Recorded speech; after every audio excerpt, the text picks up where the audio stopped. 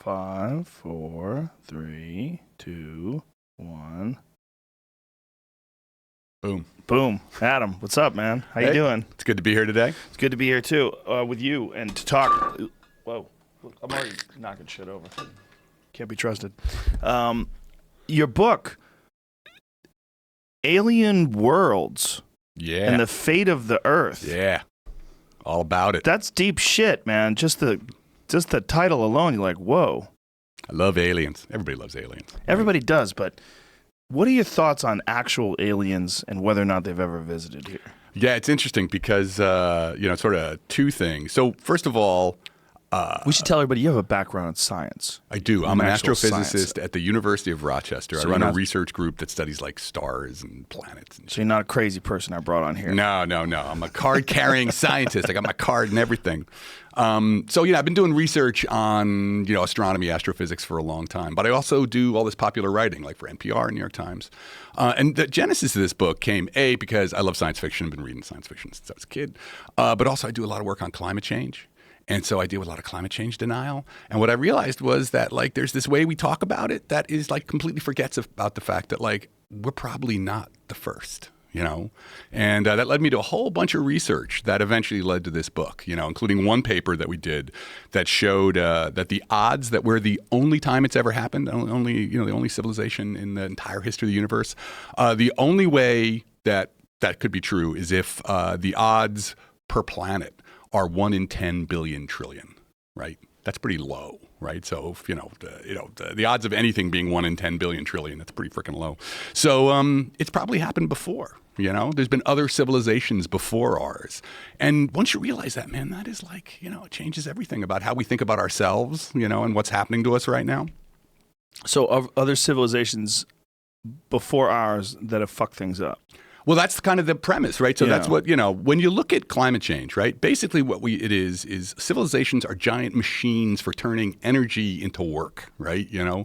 New York City, right? You sit over and you look at Manhattan, you're like, holy shit, right? There's all this energy flowing into it. And then there's all this work being done, to keep everything moving.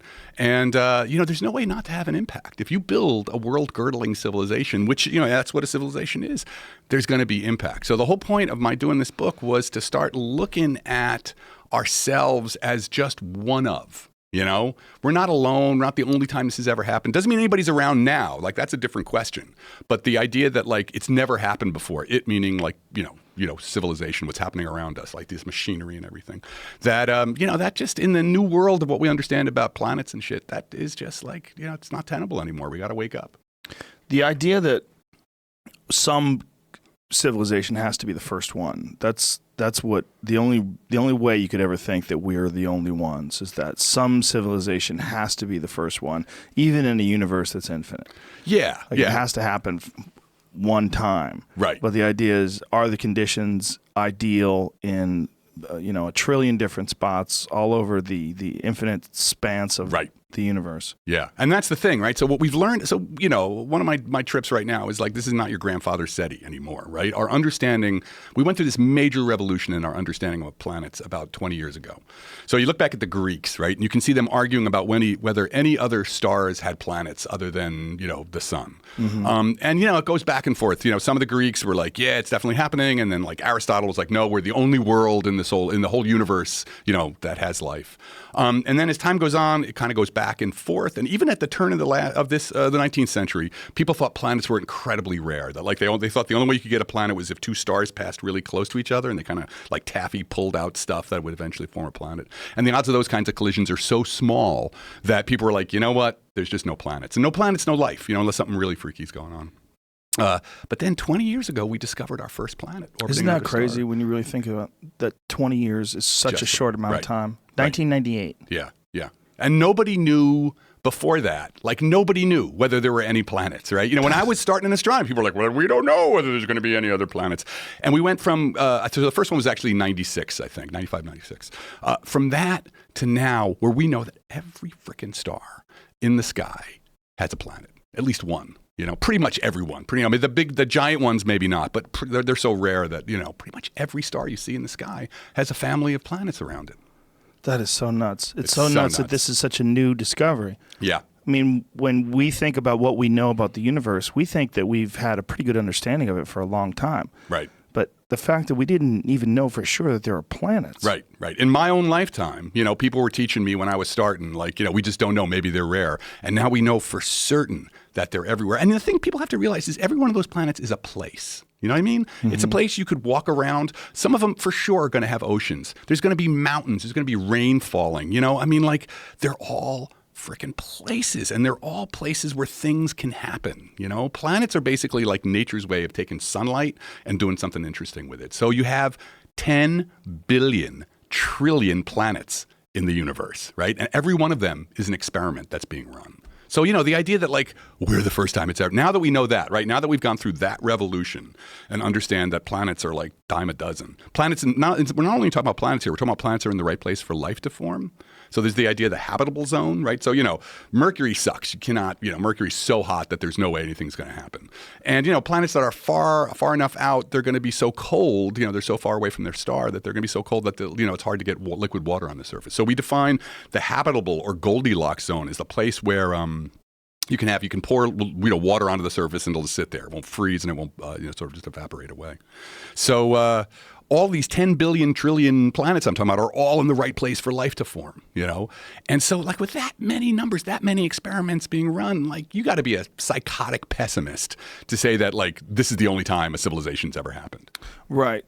But there's still no evidence yet. Obviously, we didn't even know that there really absolutely were planets until 20 years ago. Right. But we don't know for sure that there's something else out there. No. This is an argument by, I call it like an argument by exhaustion. Mm-hmm. If I gave you a bag of 10 billion trillion planets and you had to sort through all of them, right? The odds that you're never going to find another one that built a civilization is pretty, like I said, you're really asking for really serious pessimism. But, we're just getting started with this game, right? Of looking for life. That's why I keep saying this is not your grandfather's SETI where you point, a radio telescope at a star and you kind of wait to see whether somebody's signaling you. Who knows whether they're signaling? Who knows what they'd be using? Now what we can do, because we got all these planets to stare at, is, we're going to be able to stare at them as they pass in front of their star and get the light that passes through their atmosphere. So we're going to who knows what we're going to find? We're not waiting for them to signal us anymore. Over the next, I swear to God, man, in the next 30 years, we're going to have data relevant to the question of life. Maybe not civilizations, that could happen too, but just life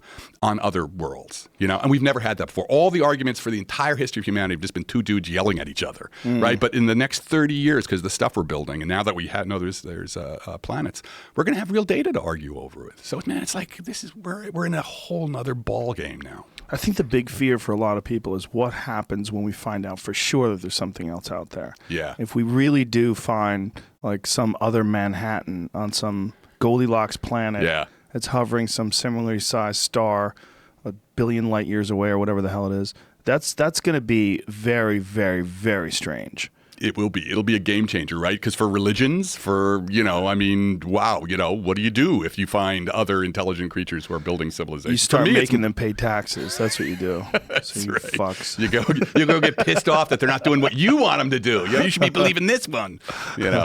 So, but I think for me the thing is it's about climate change, because what it means is there's no way. Well, from my perspective, that if you have a civilization, you push your planet. You can't stop it in some sense. If you build a civilization, it's going to happen. The only way around it is if you have a subsistence culture, indigenous Native American culture, right? Which it seems impossible, but it existed here 200 years ago, which is a blink of an eye. Right. I know. It's amazing. It's only 200 years since the ramp up. That the world population only crossed the billion mark in 1850. Whoa. It's not, there were so few of us on the planet for most of the time that even we've been around. Forget the planet's history. So, I think there is, the discovery, if we were to get any evidence, and I think the way it's going to happen is going to be more by accident than by signaling, but if we had any evidence of another technological, if we had any evidence of just life, right? If we just find a biosphere, evidence that, and we can do that from a distance, right? Even if the star is, 30 light years away, if we see, as the light passes through the star's atmosphere for those few moments, if we see oxygen in the atmosphere, we'll be able to detect that. That's what we can do with telescopes. We can tell you can see the fingerprints of the different kinds of elements. If we see oxygen in that atmosphere, and methane, that pretty much says that there's a biosphere there, that there's life. Because you wouldn't get oxygen would just like react away really fast if it wasn't for life. Like on Earth, if it wasn't for life, there'd be no oxygen in the atmosphere. What are the possibilities of life that exists in a completely different environment than we expect? Like, I know that they found life at the bottom of the ocean in these volcanic vents at extreme heats, boiling water. They didn't expect to see this. Yeah. And this is fairly recent as well. That is. The idea that because this whole definition of the habitable zone was based on the idea like, oh, you got to have a surface and it's got to be, But now with not every, but like a bunch of the moons orbiting Jupiter and Saturn and the gas giants, they have oceans under them. Well, there's thoughts that Europa might have something below the surface, right? Yeah, because the Europa is, it's this pretty big moon, and we know it's covered in ice, right? You can see it's covered in and we think that layer of ice is maybe 10 kilometers thick, and then below that there may be 100 kilometers of ocean. And because as it moves around Jupiter, the gravity of Jupiter is always squishing the inside, so there's probably volcanic activity happening at the surface. So you have hydrothermal vents, heat escaping out of and chemicals escaping out of at the surface under the ocean, and that's how we think life formed on Earth. That's one of the arguments for how life formed. It formed first in the hydrothermal vents. So that's another game changer, right? So that we should also be thinking not just about the classic the habitable zone, but now we got to think about life, and can you get civilizations in an underwater civilization? In an underwater, maybe you have a really rich ecosystem, but with the problem with an underwater life or forming civilization is that you can't really do fire. Right? Fire was pretty important for us for metallurgy. To build advanced technology, you kind of need combustion. Yeah. So, that's kind of the open question with that. Yeah, we are not really concerned with animals. We're concerned with things that think and change their environment. Yeah. Isn't that weird? Like, we are concerned with life, but we're only concerned with life that's at least similar or comparable to us. Yeah, microbes don't they don't get too excited. Yeah. Go to Jupiter for some microbes. Yeah, right. But we are excited about the things that they've recently found on Mars, right? I mean, there's very recent discovery. Right, yeah. Right. So, the thing is actually from so I work in a lot of fields, but I would also consider myself an astrobiologist, right? Which is a pretty kind of wild idea that you can do astrobiology, even though you only have one example, which is the Earth. But we've learned so much that now we can start asking ourselves about the possibility of life elsewhere. So finding even a microbe, like even a friggin', amoeba on Mars would be, or even evidence that there used to be amoebas on Mars. What is the evidence that they've discovered on Mars? What they found was organic chemistry, right? And so, but organic chemistry, man, I hated chemistry when I was growing up. And I hated organic chem, that's just basically chemistry involving carbon.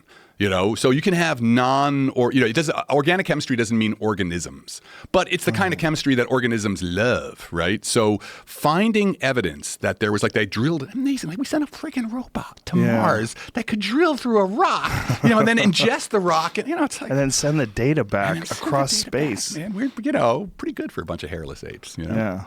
So what they found was evidence for fairly complex organic chemistry, which meant that way back when Mars, and this we know for sure, right? Mars had water on it. We know that for sure now. Mars was a blue planet for at least. Did they think that Mars was hit by an asteroid or a comet or something along those lines? Well, everything got hit by comets. That's how we have chunks of Mars here, right? That the thing in '96 or whatever when they were like, oh, we found life on Mars. They thought what they found was fossil bacteria in a chunk of Mars that they found in Antarctica. So the planets have been swapping spit for the entire history of the solar system. That's fossilized bacteria that they found. Has that been confirmed? No. Most people now think that the Allen Hills meteorite, that probably, it's inconclusive and it's not conclusive enough to be like, yeah, we found life. It's like a tiny little squiggly worm-looking thing. That's what it was, yeah. But it was so small that it was way smaller than any of the microscopic fossilized bacteria we've ever seen before. So people in general are like, nah.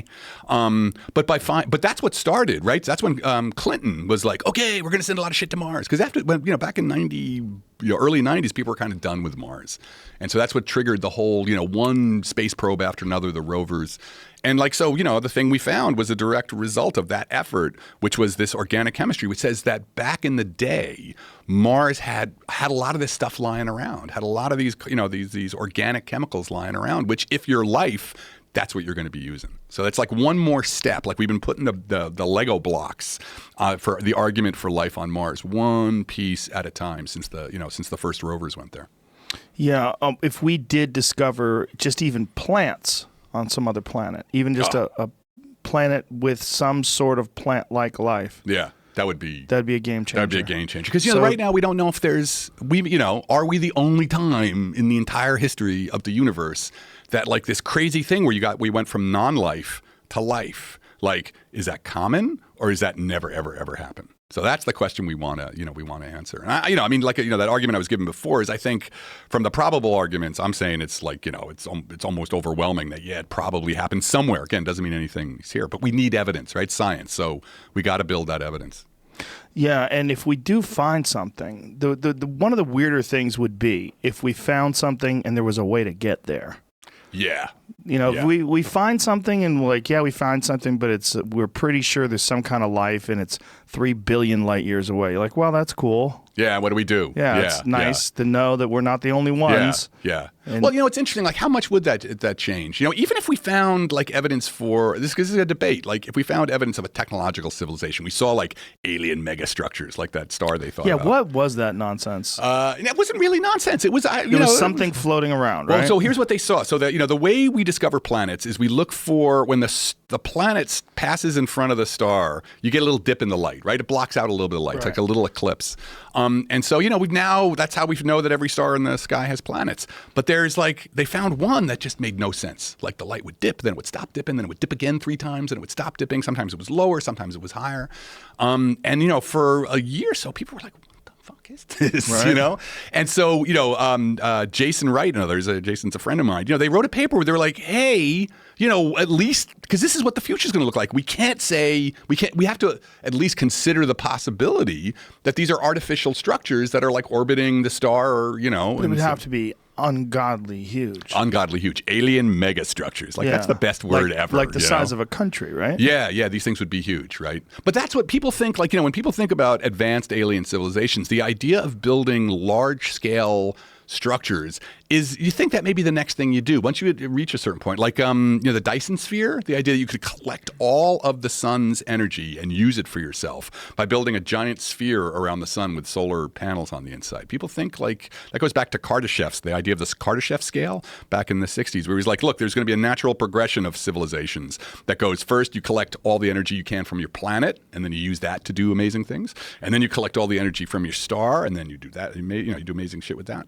and then the whole galaxy. So Kardashev thought there was a scale that civilizations naturally progress through. And you hopefully don't blow yourself up along the way. Well, I think that's the question. I've criticized the Kardashev scale in one of the papers I recently did, because what it fails to take into account is the fact that on your way up to the type 1. Type 1 is when you harvest all the energy from your planet, which basically means somehow covering your planet in solar panels or something. That neglects what we've learned since Kardashev wrote his paper in '64, is that planets don't like that shit. Like the planet's going to feed back. You try and build massive shit on your planet. The planet has its own. Biosphere is pretty powerful, and you got to take the biosphere into account, or you get climate change. You get the planet being pushed off in another direction. So, but whatever. So for the alien megastructures, people thought like, oh, maybe this is like a piece of a Dyson sphere, right? This is like Now, so when he proposed this, people went bonkers over this, right? He was just saying, he's like, look, here's the 15 different things it could be, and I'm going to have to at least consider the possibility that it's artificial. But for me, and some people got really angry and everything, but I thought like this is... Why did they get angry? Because there's been a thing in the community over the years. SETI got a bad name, right? SETI for a bunch of... SETI was sort of thought as being like, oh, only wackadoodles do that. And, but why is that? Just because there was no results? I just think, there was... You know what it is? It's because of shitty TV. I really, in some ways, right? It's all, it's prosthetic foreheads, right? It's the whole, we've had so much kind of crappy, speculation about aliens that trying to do anything scientific always had this whiff of sort of being a little, and then there's the UFO stuff, which is completely separate, has nothing to do with it. But SETI never really achieved any results, right? There was that one big blip that was highly popularized. The wow signal. Yeah. But here's the thing about SETI. We never really did SETI that much. You know what I mean? Like people have this idea like, wow, we've got telescopes all over the world and they're looking, so the government never funded a SETI study. Anything major, right? So people, all that SETI has done is like basically, some dudes on a telescope get a little extra time. They're like, hey man, quick, let's go look at a star. Right. So Jill Tarter, who's one of the, the founders, one of the greats of SETI, she compares it, it's like, we got an ocean that we need to look at, and so far we've looked at a thimble. right? Was she the Jodie Foster character? She's the Jodie Foster character. Yeah, we're in the head Contact. and everything. Yeah. So she's, and it's a good point. Like, we haven't really looked yet. So the idea that, the stars are silent or anything, it's like, man, come on, we haven't even begun to do a comprehensive survey. SETI makes me sad. Why? Because I feel like they're wasting their time. And there was a documentary I saw once about some biologist who was convinced that the giant sloth was still alive and that there was examples of them in South America. And this poor bastard had spent more than a decade looking for this giant sloth in South America. And there was this moment where he was chasing down this supposed dung pile, and they were looking for it. They were, found it. Someone was, and he had this look in his eyes where, he was like, "Holy shit! What if I waste my fucking life? And my academic career, chasing down something that's not even real." That's kind of how I've always felt about SETI. Yeah, but that's not the way the people. I mean, everybody who's involved in it. I don't do SETI. I respect the people who are doing it. It's not. But most of them are like, look, this is just a multi-generational thing. And even if I don't find it, I'm laying the foundation. It's like cathedrals, right? It took how many generations did it take to build a cathedral in medieval Europe, right? Sure. So the first guy who laid the stone was like, I'm not going to see this. Maybe my great grandkid. So most of them are like, they know that this is gonna, this is a huge. It's like the most important question in humanity, right? Are we alone? And they're willing to accept that, if you're going to do it scientifically, you're going to have to do it brick by frickin' brick, And so you just have to accept that and go on. So, but like I said, I think we're this is a new era now. So the idea of looking for signals, which assumes that somebody's putting out signals, right? That's a huge assumption right there. But now that we know that there's all these planets and we're staring at all these planets, it's kind of, we need to be thinking differently about, we need to be prepared for what happens when we see something we don't understand. Well, it's also, we don't even use radio anymore. Right. I mean, Cable. Radio is dying slowly but surely. Yeah. Local radio is, I mean, it's kind of a thing of the past. Yeah, right. The only thing that's really, we're beaming out large scale is military radars.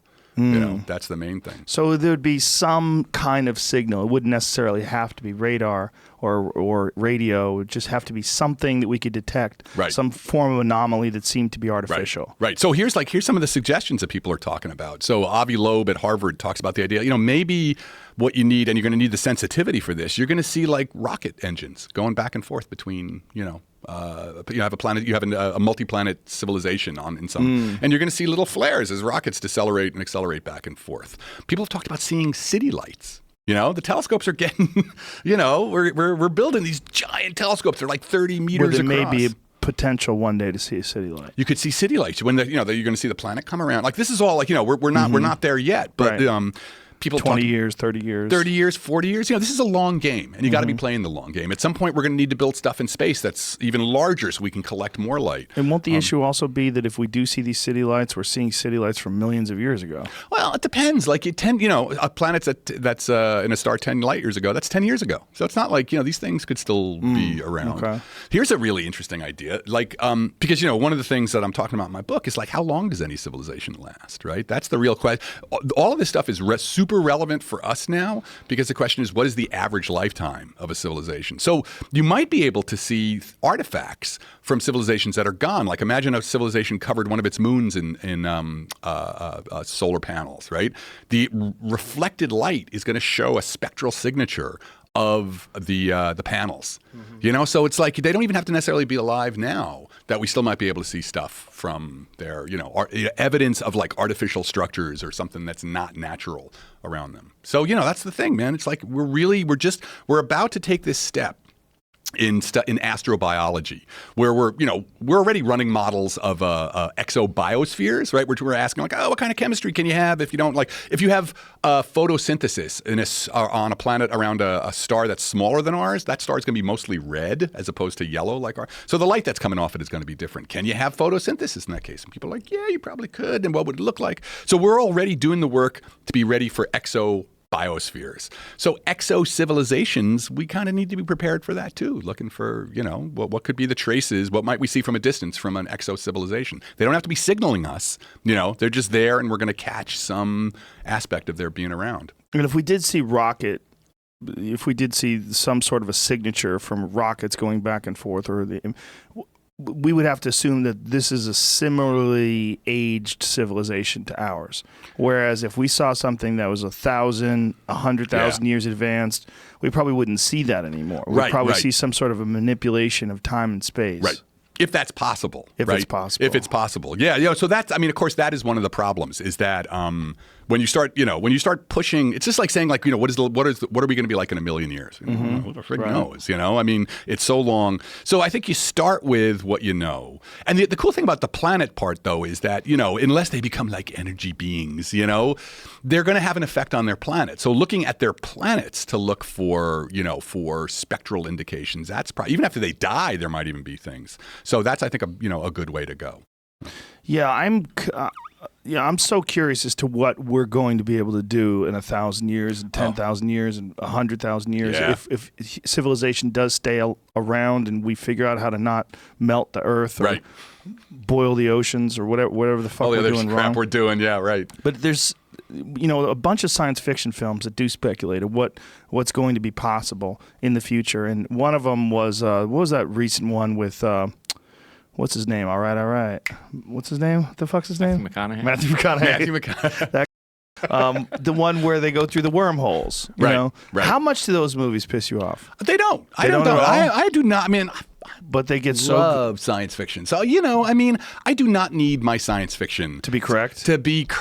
I mean, if they want to make it, so I love The Expanse. The Expanse is my favorite show ever. I will talk about it. What is The Expanse? The Expanse? I don't even know. Thank you. Help me.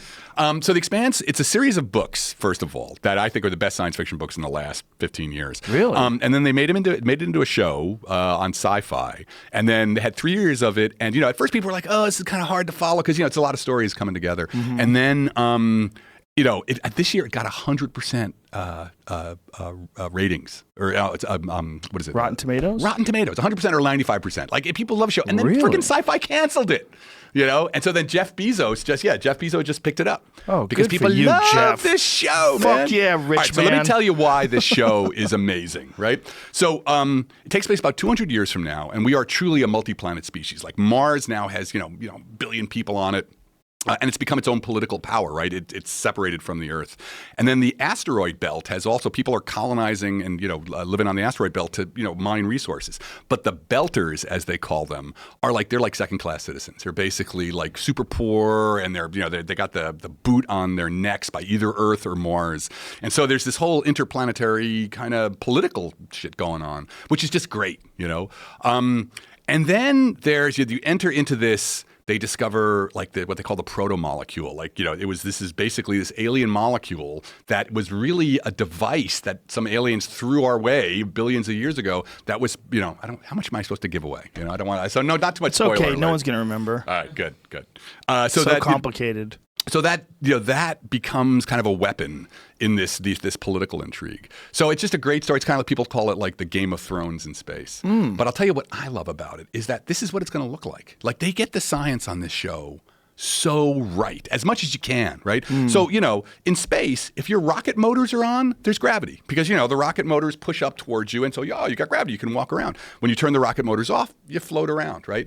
On spinning things, anything. So, in this universe, in the fictional universe, they've taken the big asteroids and they've hollowed them out and spun them up. So people live on the inside, And so at one point, like one of the characters, the private eye, they got this great sort of film noir thing going on. And he pours a drink, some whiskey, and the whiskey does this. It spirals into this. So they got the Coriolis effect. It's like I peed my pants. I was like, oh my God, they got the Coriolis effect right. So it's like, this is really what it's going to look like. You know what I mean? This is if you want to imagine 200 years from now, which I think is completely feasible that we have millions of people living in space. Do they make any advances socially? No, not. So no? People are assholes to each other, and that's what makes it. Yeah, but it's only 200 years. That's a lot to ask for. Well, think about how different we are from people that lived 50 years ago. I mean, are we that different? I think we're quite a bit different. In what way? What do you think? I think we have this ability to communicate now that we never did before. Yeah. Where everybody has an ability to say their piece about how they feel about how things are going. Yeah. No, that's interesting, right? And that has changed a lot of things in a lot of ways. But I mean, has it changed who we are. I mean, I think evolution. I think it's chipping away at who we are. Well, that would be good if it could. You know, because one of the things, what's interesting about this fictional world too is that like climate, you know, the Earth is dealing with climate. The Earth has like 30 billion people on it, and you know, New York is halfway underwater, and so that's part of the story too. Is that you know, so we're trying to navigate our way through now becoming a multi-planet species.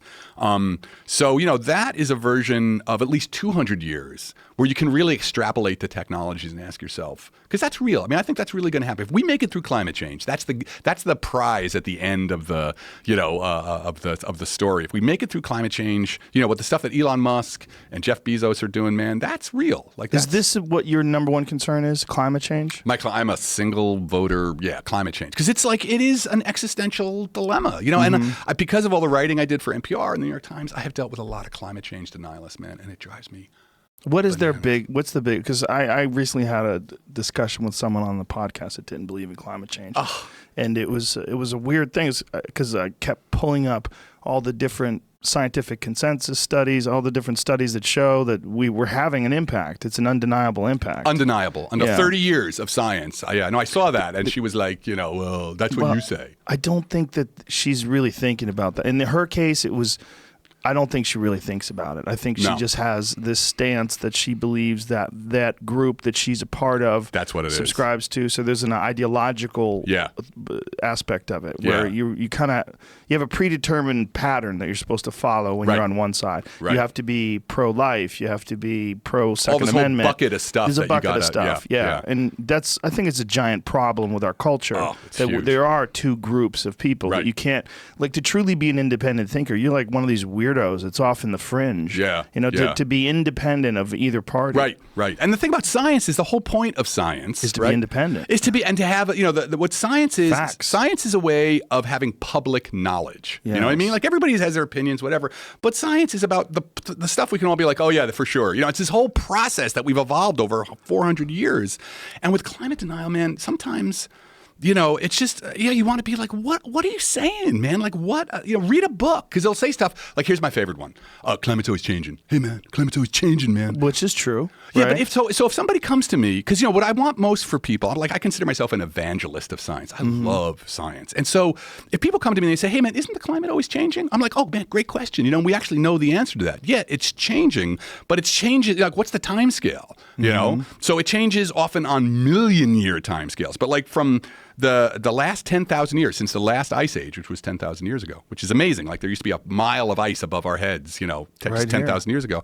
Climate has been remarkably stable. Yeah, there's been little blips in it, but no major changes, right? So like, and I can show them the graph of this and everything. So if they're interested, you know, I mean, if they're asking the question because they want to know, I'm down to talk until, you know, the cows come home. But that's not what typical deniers are. Deniers are like, get climate changing all the time, and they're not interested in the answer. But isn't it? It's not only they're not interested in the answer, they're just trying to win.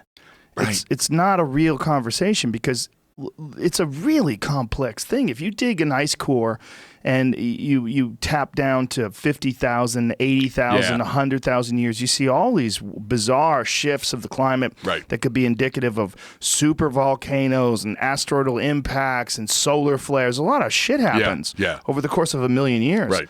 But to hang all your ideas on the party's ideology and to deny all this really interesting stuff and all these variables. That's what pisses me off. It's like, you know, what I try and tell people is like, look, climate science is like awesome. Like, it's science. It's got these amazing stories to tell about, you know, the Earth. I mean, Earth, over the past 4.5 billion years, the Earth has gone through the most profound changes. And we've learned about, aren't you interested in that? But no, right. They basically have this thing where, like, you know, I'm part of this group and therefore I have to have this opinion. And I'm like, dude, it's science. Science doesn't care who you voted for. You know what I mean? Like the radiative properties of a CO2 molecule doesn't care whether you're wearing a blue tie or a red tie. And the fact that people can't make that distinction, and here's the real problem. Once you go down this slippery road of saying like, okay, that kind of science I hate, man, they're all a hoax. Well, you know, America's prosperity and our safety has been built on science over the last 200 years.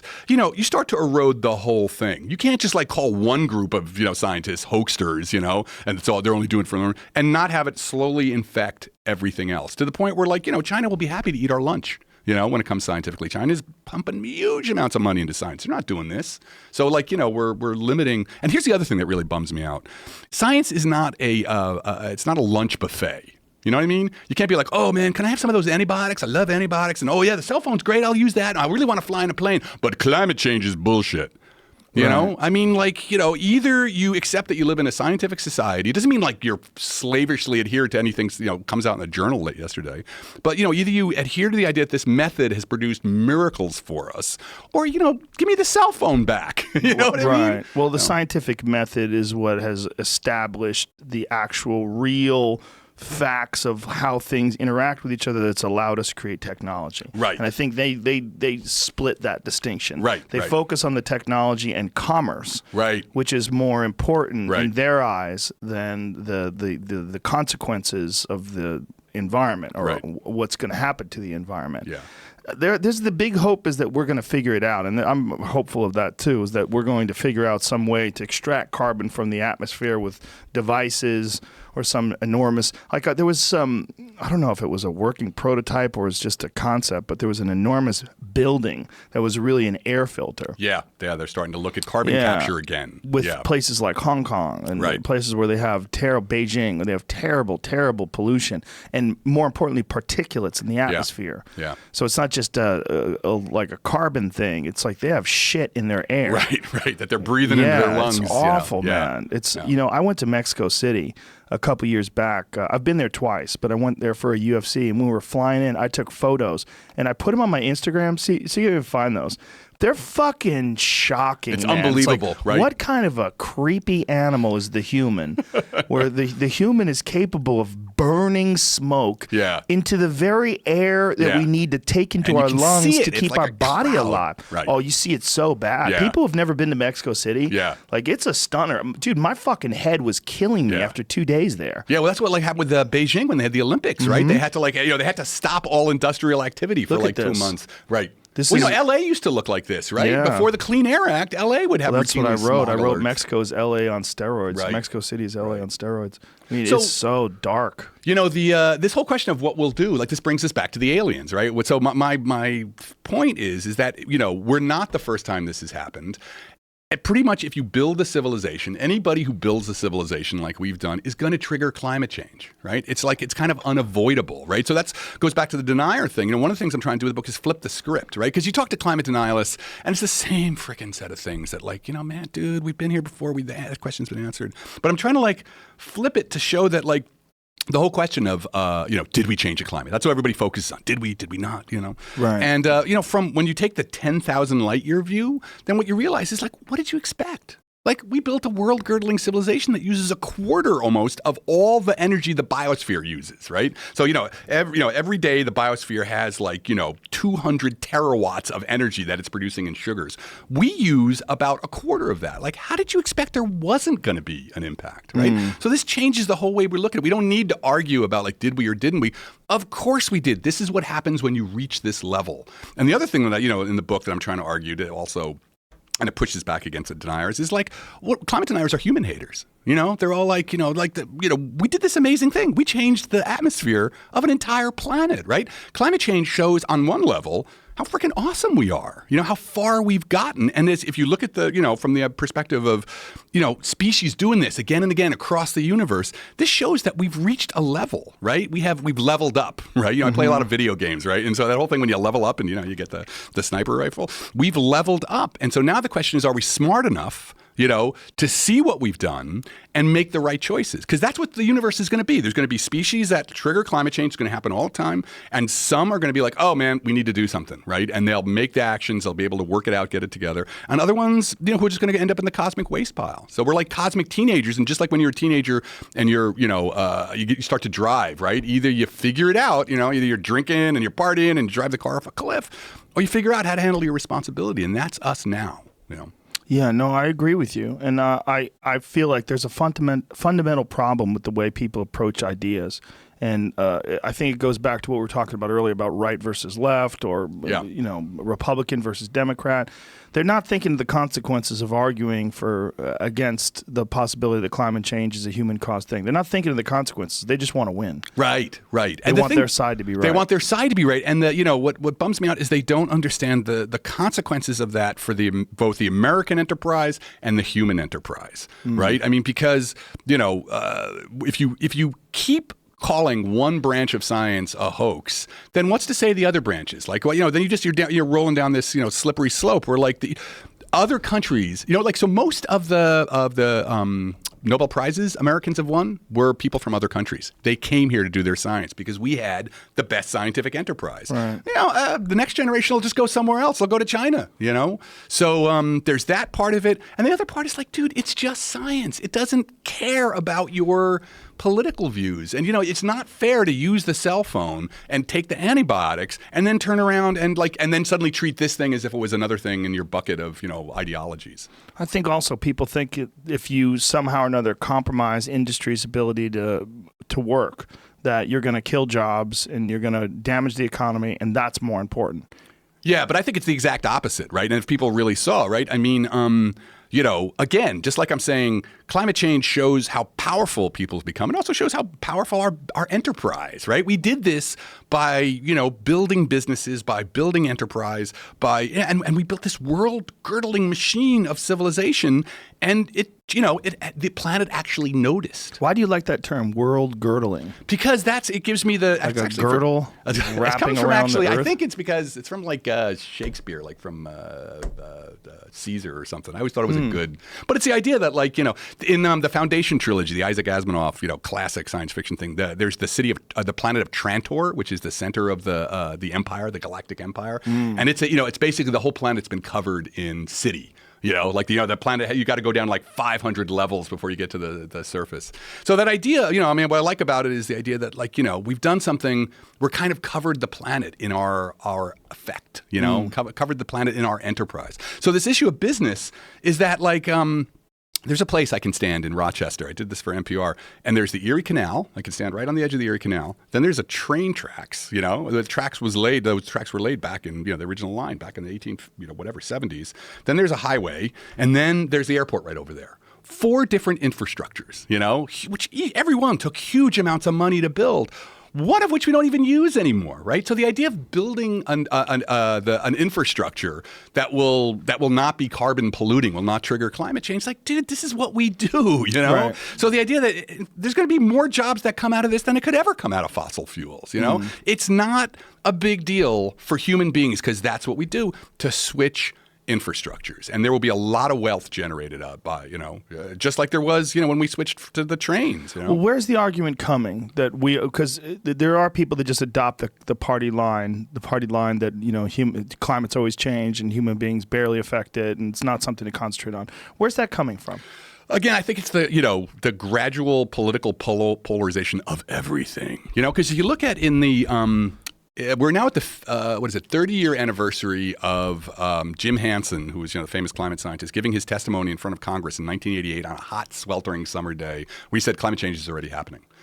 And that made news everywhere, and that was the first public awakening that this was happening. And if you look at the first Bush administration, they were like, "Oh yeah, we're ready to do something about this. Sure, we can do it." And then it just gradually over time, as the whole political polarization thing happened, you can actually see the very purposeful denial, right? They took a page out of the cigarette companies. For years, right? Cigarettes were like, the cigarette companies were like, no, it's not a problem. So they were purposefully, there were people who had money invested, right? Who didn't want this change. There's a documentary that goes into that.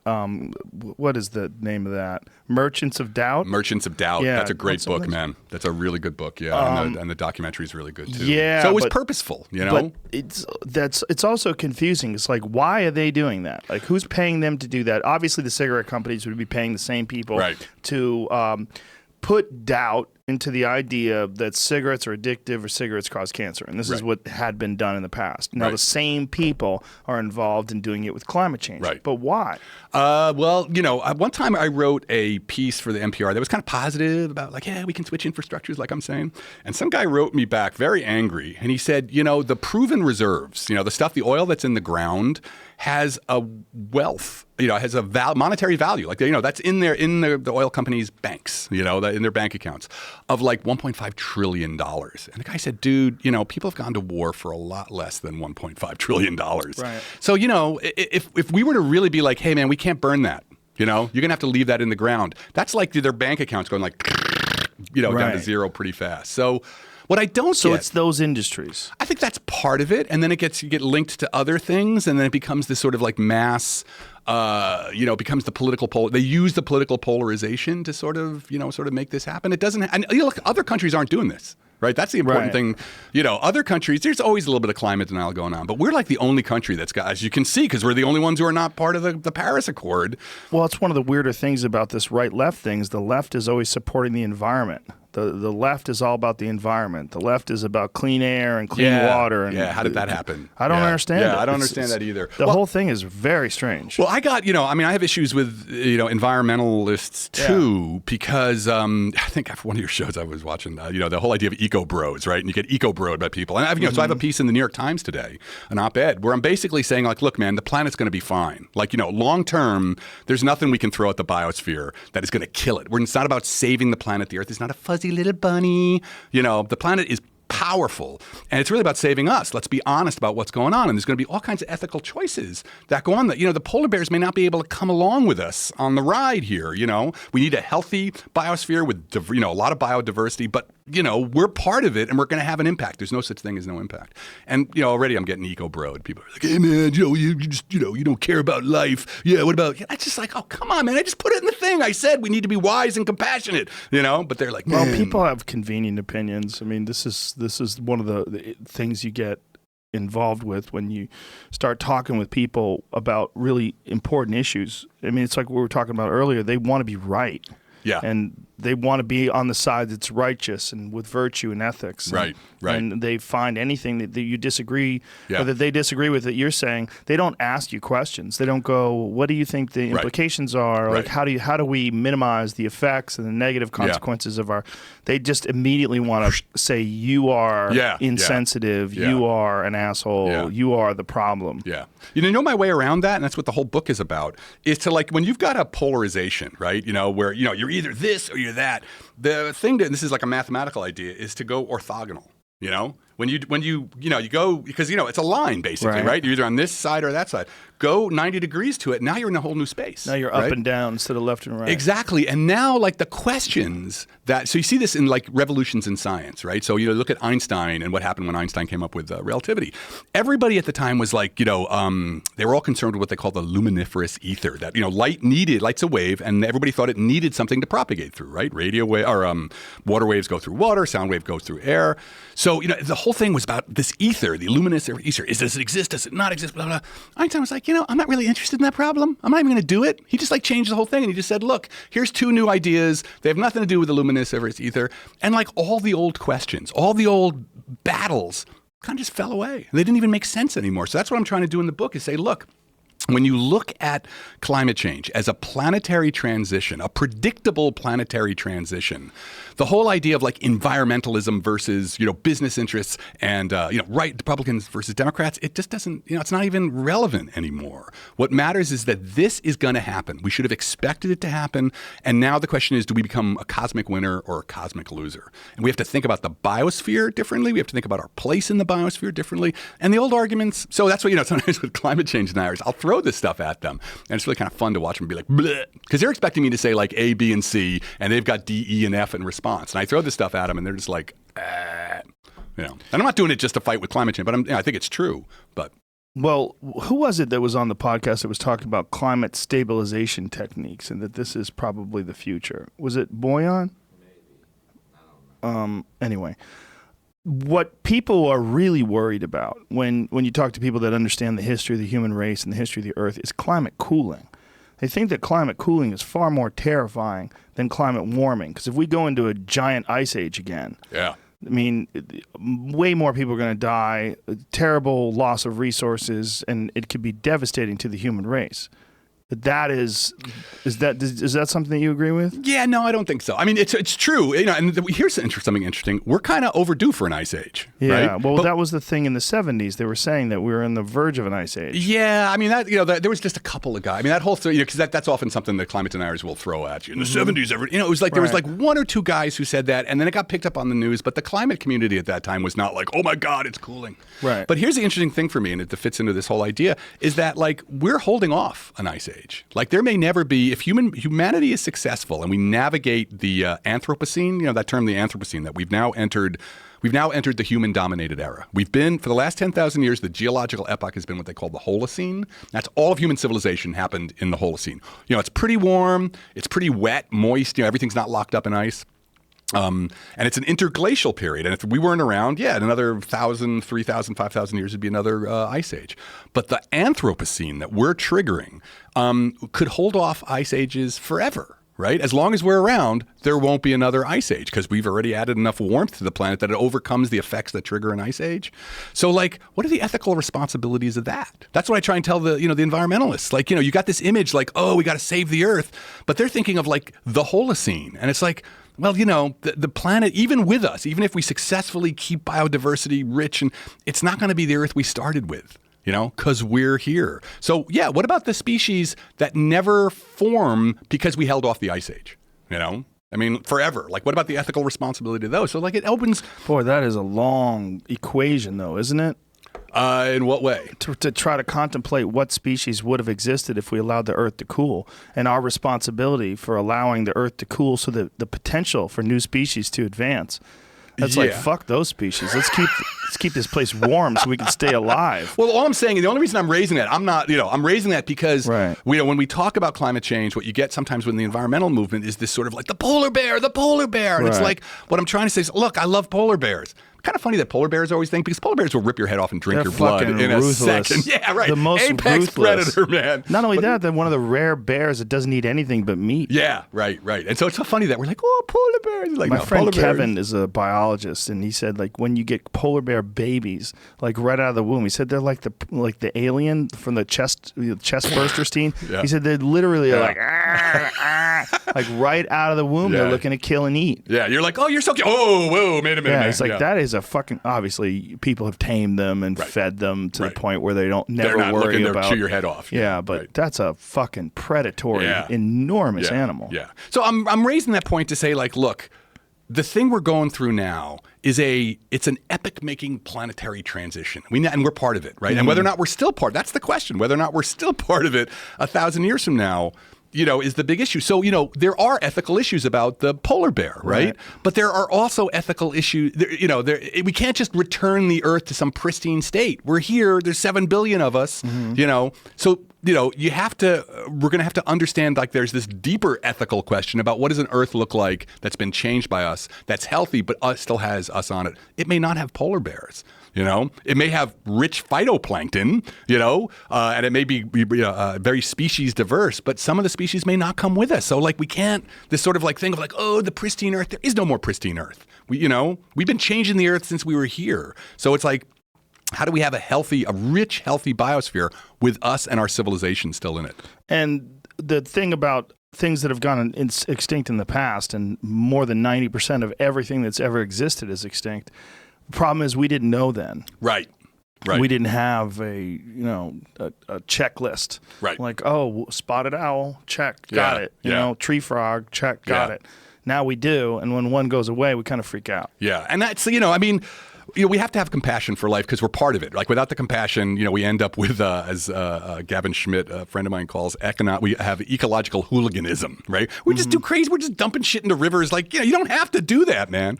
But, when in my talks on this, I'll show, like, the polar bear, the lonely polar bear on the island. And, like, oh, everyone's really, bummed out about this. And then I'll show, like, a velociraptor, right? Who's crying for the velociraptor, right? Species come and go. So we have to, and the Earth goes through these huge transitions. transitions. I'm not saying be like, don't care about those species, but you got to have the bigger picture with us in it. Here's the problem with the environmental movements, sometimes the way it gets framed. It's not just the environmental movement, it's the way we talk about climate change. We think of ourselves as being a plague, right? Oh, human beings, we suck. Right? That's the basics. That's the only story. We have two stories. It's not happening or we suck. And my whole thing is like, that is the wrong, not only is that story wrong, it's unhelpful. We are what the biosphere is doing now. Millions of years ago, it was grasslands. Grasslands were a new innovation and they changed the planet. You have a lot of grass. The biosphere evolved grasslands. They swept across the planet. They changed how the planet worked. And then the Earth moved on with it, went on to the new experiment. We're exactly that. We are like the dinosaurs or the grasslands or the blue-green algae that created the oxygen atmosphere. And there's no difference between a city and a forest on some biospheric level. We don't suck. The question is whether we're smart enough to still be part of what the biosphere is using us to trigger. You know what I mean? Yeah. What are your thoughts on the reintroduction of extinct animals through genetic cloning? I watched Jurassic Park. Yeah, but they're talking about doing it like with woolly mammoths. Yeah. This is a real possibility someday. Yeah, I know. The close ancestor of the woolly mammoth is still alive. Right. I know. I'd be down for seeing a woolly mammoth. In the Science Museum in Rochester, there's a woolly mammoth that they found, And sometimes I'm looking at that and I'm like, that's a giant, hairy-ass elephant, man. And it was walking around right in my, I think, depending on what you do with it, trying to reintroduce it into the biosphere could be a little dangerous. I mean, look, climate change is, this is something I like to say, climate change is not our fault. And what I mean by that is we found fossil fuels and they were awesome, and they were just a continuation of what we'd always done, and so we inadvertently, climate change was a mistake. Now if we don't do something about it, it's our fault, right? But, and so you want to be really careful about unintended consequences. So this is my same thing with geoengineering. People talk like, oh, we should, put particulates in the atmosphere to make it more reflective. I'm like, man, dude, we triggered climate change because, we didn't know what we were doing. We didn't know what the consequences were. If we put those particles up there, how do we get them out? You're going to scoop them out with a net? No, they'll rain down. You got to keep putting them in. That's the problem. You got to keep putting them in. So what happens if one nation decides they don't want to do it anymore, or the whole thing falls apart? Now suddenly you're going to get massive changes. And so anything like that, why don't we just work on not using fossil fuels? You know what I mean? Why take the hardest solution that's got the most uncertainty as opposed to the simpler solution, which just means building a different infrastructure? Yeah, well, especially in California. I mean, this is one of the weirder places ever to not see solar power when it never rains. Should be everywhere. Everywhere. Most things should be run on solar power. Yeah, why not, man? And solar's so efficient now. It's also very difficult to get it up and running. I had a friend of mine who had his done for 4 or 5 months before he got approved. Wow. Because he said they make it difficult for you. Yeah, which is crazy. Right? Yeah, to be on solar power and not be on the grid. Yeah. So, these are all the kinds of things that we're going to have to work out. I'm hopeful. People are like, are you hopeful or not hopeful? Because, I did these models. One of the pieces of research we did was we modeled planets and civilizations, like alien civilizations. Mm-hmm. We, developed a simple mathematical model about, how a civilization will use a planet's resources to make more babies, alien babies, and then how by using those resources, you feed back on the planet, right? And so what we wanted to do was we wanted to model the possible outcomes. Like, what is the generic outcome? If I've got 100,000 civilizations all being born in different places, what's in general what happens? And what we found is basically 4 different possibilities. One was good news. In these models, there was the population shoots up, the planet's temperature shoots up, but they come to a nice steady state. The population's stable, everything's good. So there in those models was hope. We also saw die-off, where the population, skyrockets. The planet, they overshoot the carrying capacity of their planet, and then you get something like 70% of the population dying off. So 7 out of every 10 people is gone. So but then you come to a steady state. So look, maybe if you can survive the disaster, you're still there. But the real problem with surviving the disaster is how much of the information gets restored.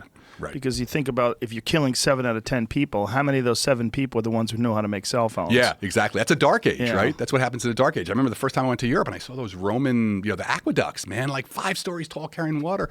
And by the 900 AD, nobody knew how they got built. Yeah, there's a few of those dips in human civilization. Right. And so it's not clear, especially with a society as complex as ours, right? If the food doesn't arrive in my grocery store, what do I do? Right. Right. I garden, but I'm not. It's not enough. Not enough. It's right. not going to keep you alive. Yeah. So for a complex civilization like ours, even if you don't go extinct, you may not be able to have this kind of civilization. But we did find collapse. We did find complete extinction curves as well, where the population went way up and then boom, dropped like a stone. And we even found those. We built into the models the possibility for the civilization to switch from a high impact resource to a low impact resource, like fossil to solar. And sometimes, because planets have minds of their own. There's an internal dynamics to planets, and you push them far enough, and they're just going to roll off. So we'd have ones where the population went way up, they made the switch, and then the population started to come down, the planet started to cool down. Did you factor in random geological events, random solar events, random asteroidal events? Yeah, this was really all about just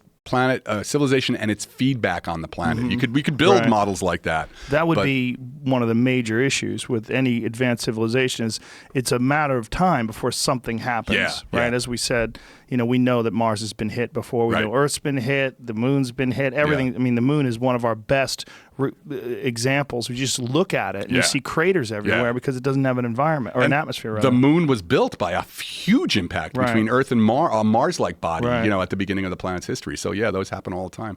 I think if you get advanced, so we're on the lip of being a multi-planet species, right? And once you do that, which means you become a space-faring race, then I think certainly the asteroid stuff you can take care of, right? We've identified a huge fraction of all the Earth-crossing asteroids. We're not really sure what to do about them if we find one coming at us. But we see some coming at us all the time where they just recognize them a few hours before they're near. Right. But that happened a couple weeks ago. Right. And, luckily it always, it passes. You can, Not always.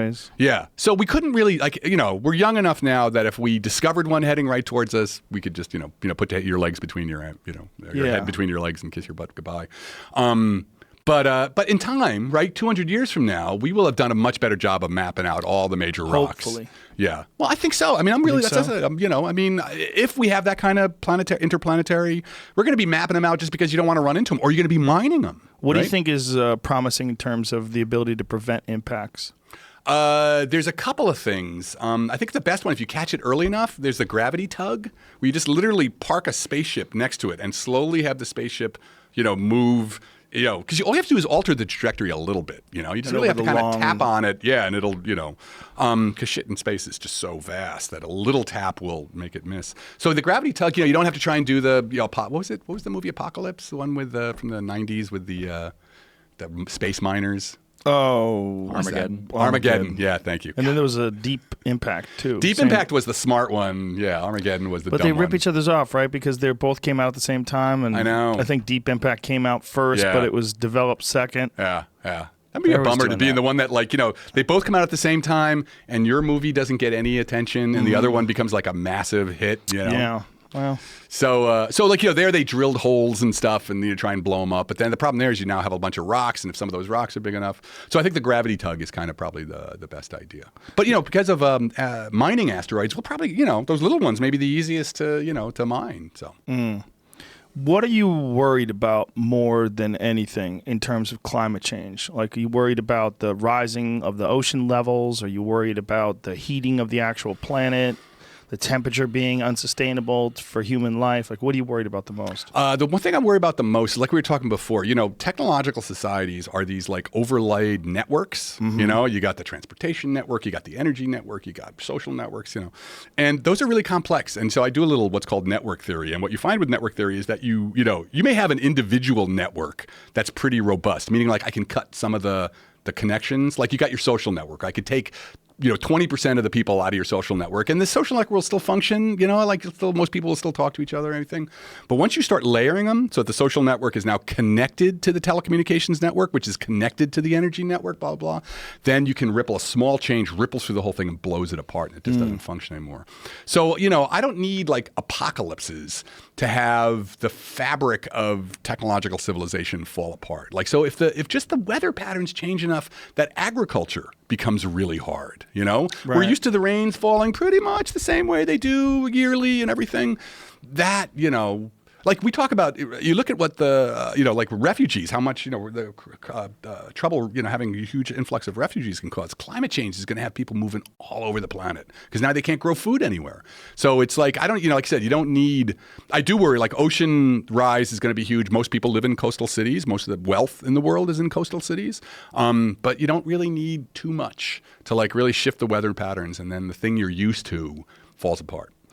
Now, when you factor in human beings and our evolution from primitive hominids to what we are today, and you sort of extrapolate and keep going and think about what we're going to be in the future, and then think about what these creatures might be that live 100 million light years away or whatever the fuck it is. Yeah.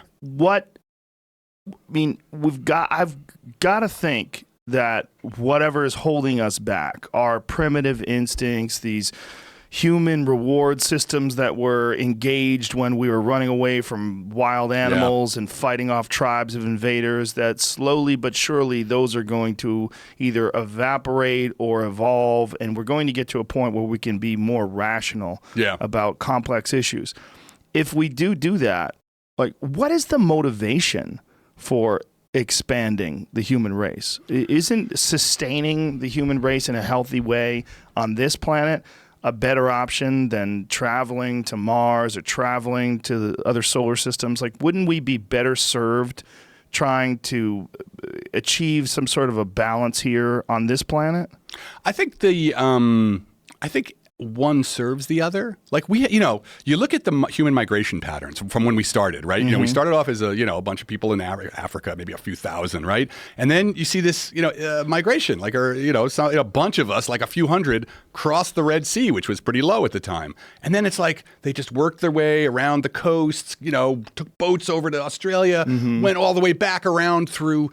Like, we're explorers, man. Like, it's really, I think, something fundamental for us psychologically to have these frontiers. Exactly. That's my question, though. Will we evolve past that? Well, I don't think that's a bad thing. I think so? Yeah, I don't think that's a bad thing. Because, again, it goes back to the biosphere. This is kind of like, I think there's something deep in life that wants more life, right? So if we settle Mars, right, then it's not going to be really us settling Mars. It's going to be the Earth's biosphere. Right? I mean, really, sure, right? We are. That's what we are. We're the agent of the biosphere, right? And, the biosphere started off as like, single-celled creatures in like little tiny parts of the planet, and then, conquered the oceans. And then eventually when there were, because in the beginning there weren't continents. The Earth was a water world when we started off. And so when, there was enough continents, then life took over the land. I think it's just life may be kind of like a cosmic force, if I can get all woogly on you, So if we do go to Mars, it will essentially be ultimate panspermia. Yes. Exactly. Right. Yeah. In that way, right. Panspermia, which is always a weird word. You can use panspermia.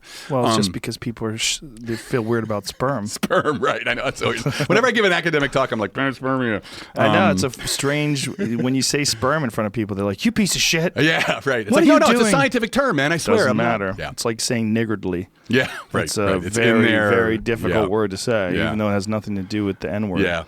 So, I think it's part of life. I think life wants more life. And this is the question you're raising about, like, what do we look like in a million years? What happens to a species that become, and now we're in the realm of science fiction, but it's all cool. Like, what might we become? Like the gods in some sense. Do you think that, this is my theory, and I've thrown this out so many times, people are sick of it, but I think that what we're looking at when we see these archetypal aliens with the big heads and the big eyes and the tiny bodies and no genitals, we think this is what we're eventually going to be. And genitals? Yeah. Really? No, yeah, I think we're going to move past that. Oh, man. Well, see you and your panspermia. Yeah, right. And I'll raise you some genital-less aliens. Yeah, right. Typical I'm not going there, talking about gender. This is the problem with science. This is why we need diversity. I just think that if we so those are archetypes kind of built into us in some sense. That we're moving past, like, what did we used to be? Well, we used to be monkeys, right? And what are we going to be? Well, we're going to be that thing. Yeah. That thing that can levitate things with its mind, that thing that communicates telepathically, that thing that has this incredible ability to map out the cosmos and create wormholes, and the super advanced intellect. Super advanced, to the point where we can't even comprehend. So, like, if you think about we evolved from mean, at one point in time, we split from mollusks, like what, 600 something million years ago. It's got to be on. It's got to be past the Cambrian explosion. But it's like 300, 400. I don't know. Yeah, but so like a while ago. How much does a squid understand about cell phone networks and whether or not Sprint's unlimited data plan is really any good? They don't. We'll extrapolate that to what this alien creature is going to be in terms of its understanding of time and space and matter versus ours. That we are this crude thing that's weirded out by the word sperm, whereas it is telepathically communicating with a universal language, and it has this unbelievable ability to manipulate matter, and they've achieved homeostasis with their environment. They no longer have this. Well, that's one of the things about, there's the Fermi Paradox, right? Yes. Why haven't we seen, so as I already said, we haven't looked enough to say that we haven't seen evidence of life. Right, it's like opening your door and going, well, where are all the buffalo? Yeah. Right. You got to go to Wyoming, bro. But there is a kind of a problem with, because we're just doing a paper on this now. Part of the Fermi Paradox. I don't want to go too far on this. We can come back, circle back to it later. I like it. The Fermi Paradox is fascinating. It is, right? So the idea that explain it to people. Okay, so the Fermi Paradox is the idea that if the paradox part is like, if you're telling me that intelligence is common, it evolves everywhere, then why don't I see it already? Right. So if you're asking about why don't we see signals from that, I've already answered that, right? Because we haven't looked yet. So we haven't looked enough. Yeah. But part of his question, and this was done by a guy in Hart. I mean, so Fermi was this happened over a conversation for lunch, 1950. So he just posed. He said, "Where are they all?" But in 1975, a guy named Hart wrote a paper where he really mapped out here's the main problem. Even if you're traveling at a tenth of the speed of light, if you manage to build world ships that can travel across the stars, and you're traveling at 0.1% of the speed of light, if you do that and you hop from one star to the other, build another ship, hop to the next one, in about 600,000 years, you have covered the whole galaxy. Right? So 600,000 years sounds like a long time, but it's a tiny part of the galaxy's history. Galaxy's 10 billion years old. So in that case, why, then just one species has to do that and they can cover the galaxy. So why don't we see the colony ships here? Right? That's a much harder version of the Fermi Paradox to get around. Is it though? Because if we did, look, we're already sending robots to Mars, right? We're not going to Mars yet, but we're sending robots there. What if we decide that there's no real benefit in sending biological entities into space, and that the dangers of radiation and asteroidal impacts, this is just too great? It's far better to send something. I mean, look at what we're capable of doing now in terms of projection of video. We can take a cell phone video and you can send it to your friend in New Zealand and they can get it almost instantaneously. You don't have to go to New Zealand. You don't have to go there. Right. Do a Skype call with them. Right. If we can get some sort of 3D virtual reality imaging of these planets, like, hey, man, do you want to see what it's like on Pandora? Here, put these goggles on and you will go wherever you want that robot to go. And you'll be there. Yeah, right. And maybe it'll get to the point where you can actually smell it and touch it and feel it, but not be compromised by its environment in terms of your biology. Well, that's actually a huge point. So that's one of the things we're looking at in this paper is the idea that, good planets may be hard to find. There's this great novel by Kim Stanley Robinson, who's just, for me, one of the great science fiction writers, and it's called Aurora. And it's the usual world ship thing. So they build the colony ship. It takes, 3 generations to cross space, and they get to the planet. And the planet sucks. It looked like it was going to be good, but there's prions, tiny, super small biological shit that just makes you can't live there. And then you're going back, right? So it's it may be exactly like you're saying that, we think you just land on a planet, you terraform it, and, you just turn it into habitable. And it's that may not work. And maybe it does, but that's a science fiction idea. So, it's entirely possible. I mean, there's a lot of possible solutions to this, which is just that, one of which is space travel is really hard and really interstellar, not interplanetary, but interstellar travel is really hard and really expensive. I was just reading a paper on this where the guy estimated that in order to get say you wanted to have 1,000 people on a world ship to get to another star, that would take the economy, you need I think it was 100,000 Earth economies to build that. You know what I mean? Jeff Bezos, are you listening?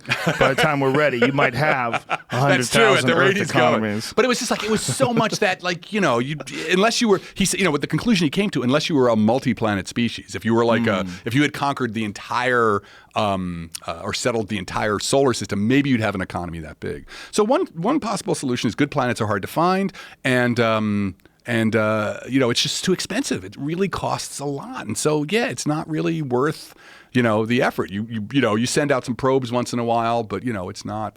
Well, there's also finding an environment that's not just habitable, but stable. I mean, our environment is habitable, but look what's going on in Hawaii right now. There is a 400-year-old lake that evaporated in a matter of hours. Yeah. Right. It's the biggest lake on the Big Island. It's gone. Right. Which is such a tragedy. Yeah. But it's not. It's not. It's It's just also what happens. magnificent. Right. You watch that lava roll into that lake and say, that's a wrap, kids. No more lake, you fucks. Yeah. And it really shows you the power of a planet, too, right? Yeah, I mean, sure. the That's forces at work. what makes continents. I mean, it made the island in the first place. Right. You can't be upset at it. Billowing off. It is what made the island, Right. and it's continuing to make the That's a island good point. bigger. Right. Yeah, right. Exactly. That's you're what it's crying doing. about your house, but now you got more real estate, so shut Well, up. it's making the island bigger, and it's always done that. Yeah, it's been right. doing that for millions of years. Yeah. It's a fascinating place. Yeah. Have you been? I've been, and I've seen I went to the park. Did you do the helicopter thing? No. Oh, no. man, you got to do the helicopter thing. Just It's to see crazy because that. you fly over the volcanoes. Well, you can't now Right. because it's too crazy. But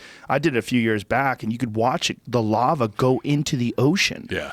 And you see these lava vents pour this red, hot fucking. Yeah. It's like it's glowing. Yeah. And it's going into the ocean. During the day, 'cause I saw that Yes. part. We went to the park to see it, Amazing. And, then when you go to that volcano park, there's just like vents where steam's coming out, like New Yep. York City with the Yep. manholes. You're like, what the? That's Right. that's just from this heat coming up from the bottom of the planet. Yeah. Are you scared about Yellowstone? Like what was that movie? 2012? Nah. Like where because that's like that's what made the Adirondacks, right? What was the 2012 movie? I never saw that. With Day After Tomorrow, Day Before Tomorrow. No, that's a different no. one. It was a climate change It movie. was John actually. Cusack. It's actually a pretty good movie. Oh, yeah, it's that's another like right. Destroy the Planet. Those guys who made that. Hold on, stop right there. That was not a pretty good movie. That movie sucked. I thought it was good. That movie was so stupid. No, it was stupid. They constantly it was totally missed stupid. disaster by inches That's what I was with like, cars. They never got a flat. They always got away from the world caving in Dude, behind totally them. believable, man. Oh yeah, man, like super believable. Yeah, no, I thought it was. Well, Yellowstone is a caldera. It's a super volcano, Right. and they're experiencing thousands of earthquakes a year. yeah, and that eventually, Yeah, you could get one that's every 600,000 to 800,000 years, it's a continent killer. The Yeah. last time it blew was 600,000 years ago. Yeah. So why aren't you scared?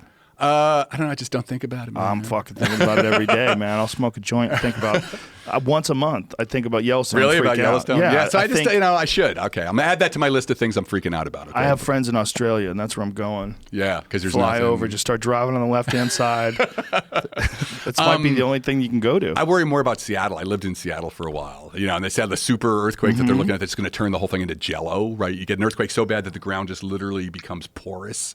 Is it really that scary there? Yeah, they're predicting because Seattle's got I don't know that much about this. I'm way out of my I'm in the danger zone. The plates are super deep. So you don't get as many tremors, but when it releases, it's gonna it's just be a super powerful earthquake, and it'll be so powerful, that they said that there's not gonna be a lot, even with the earthquake proofing, there's not gonna be a lot left standing. Jesus. So yeah. Damn Have you been- Seattle. You must be. I mean, because you're here, right? You feel tremors. They happen all the time, right? I've only had a few times when I felt not all tremors. the time. I've felt them before. The biggest ones I ever felt was when I first moved here. I first moved here in '94, and it was right after the Northridge earthquake. Yeah. And I was in my house, and I felt, I guess it was like a 5.5, where the whole thing just. It was weird. Yeah. It gave me the impression that the house that I was living in, or the apartment that I was in, was made out of the same stuff.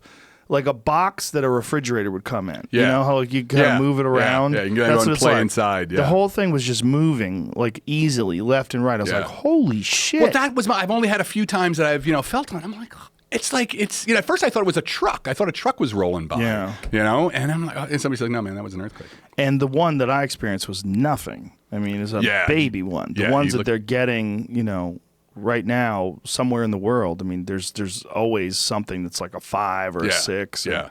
So this goes back to your point about the a lot of planets, right, will be way more plate tectonically active. Volatile. Yeah, than ours. So, I mean, I think good planets are going to be like really hard to find. Yeah. So, that may be the solution. The other solution is, the way you guys found out about it was I did that article about the previous civilization. How do you know whether or not there was a previous civilization on Earth? And, one solution could be that, look, they were here. That somebody did arrive and spent some time on Earth. But if it was like 500 million years ago and they only lasted, right, every civilization has a finite lifetime. They only lasted for, even a few 100,000 years, they wouldn't leave. There'd be no record left. There would be nothing left. There'd be nothing left. Do you think that's possible, that something's ever visited here? And because that is the big question, and that's the thing that gets the UFO dorks more jazzed up than anything is the possibility that we've been visited. Yeah, I'm definitely not UFOs. I have two arguments against UFOs. One is as a friend of mine, Jason Wright, says, is like, look, as astronomers, man, we're finding all those asteroids. We're finding little chunks of rock moving. Nobody looks at the sky harder than we do, right?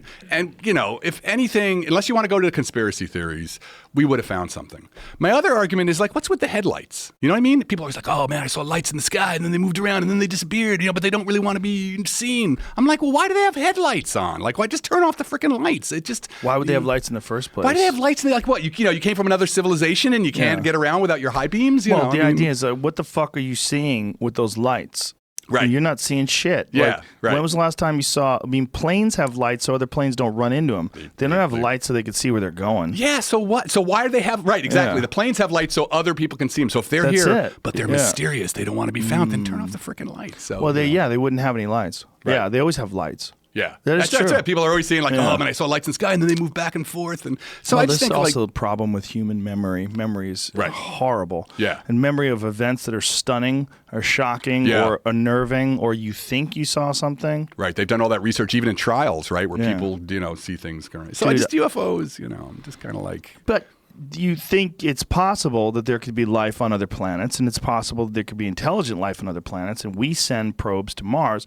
Why wouldn't? And I think that if they do send something here, they're going to send something without biological life inside of it. Yeah, this. What's a really interesting question is like, we're talking about like what will we evolve into in a million years?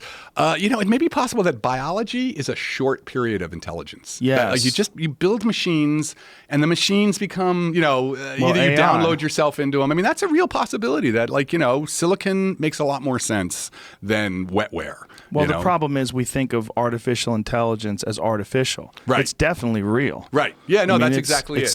It's not fake. It's right there. Right. It's like there's artificial milk.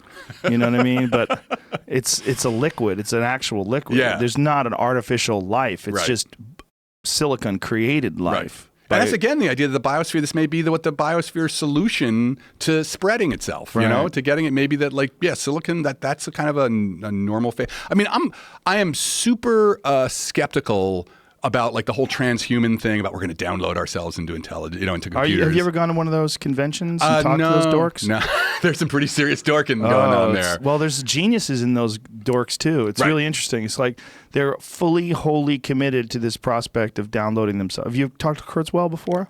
No, but I've read his stuff. I had a chance to interview him a few years back for sci-fi. He's super smart. That dude is beyond super smart. But goddamn, is he committed to it? And then when you get to it, you realize that what he actually wants to do is recreate his father. Yeah, his father died when he was young, and he wants to be able to, through memories and photographs and what he knows about his father, literally recreate his father be able to have a conversation with him. Yeah. He was talking about this. Right. But what he's doing is he's going way, way into the future, into the possibilities of, he's not seeing 5 years from now, we're going to be able to send, gigabyte pictures through the mail. No, he's saying, let's think of if you keep going exponentially and electronics and technology and innovation keeps continually accelerating, we could potentially get to the point where it's the impossible. Well, you would be able to recreate human beings based on your knowledge of them, and they'll be able to come up with some sort of a program where he'll be able to have a conversation with his father. Yeah, see, I think that I think it's it's true about the possibility of a singularity in technological development, but it's not going to be his father. That's the sad thing. You know, I think we seriously, I've done some work on this as an interest of mine about mind. What is mind? And what's the relationship between mind and matter? And I think we have have like a serious misunderstanding. We don't understand consciousness very well at all. So the idea that like, oh yeah, it's just gonna be trivial to download your consciousness into a computer, I think it's pretty, there's like a shitload of assumptions in there about like what mind is and the relationship between like your neurons and, awareness. Yeah. So that's why I think those guys, it's a little bit of a religion. You know what I mean? It is a little bit of a we religion. will transcend, and so it's like. Well, 2045 is the new benchmark for whatever reason. That's the new number. They're going to keep pushing going it back. for. It's going to be like every other, every other rapture. Oh, we thought it was 2045. We really meant 2065. Well, we went to this 2045 conference, me and my friend Ari and Duncan, and we got to talk to some of these guys, and it was really fascinating. And one of them had created some robot that was supposed to be him, but it didn't work well, so they never revealed it at the conference. It had too many bugs in it. Yeah. But it's intriguing. It's like I want them to keep going.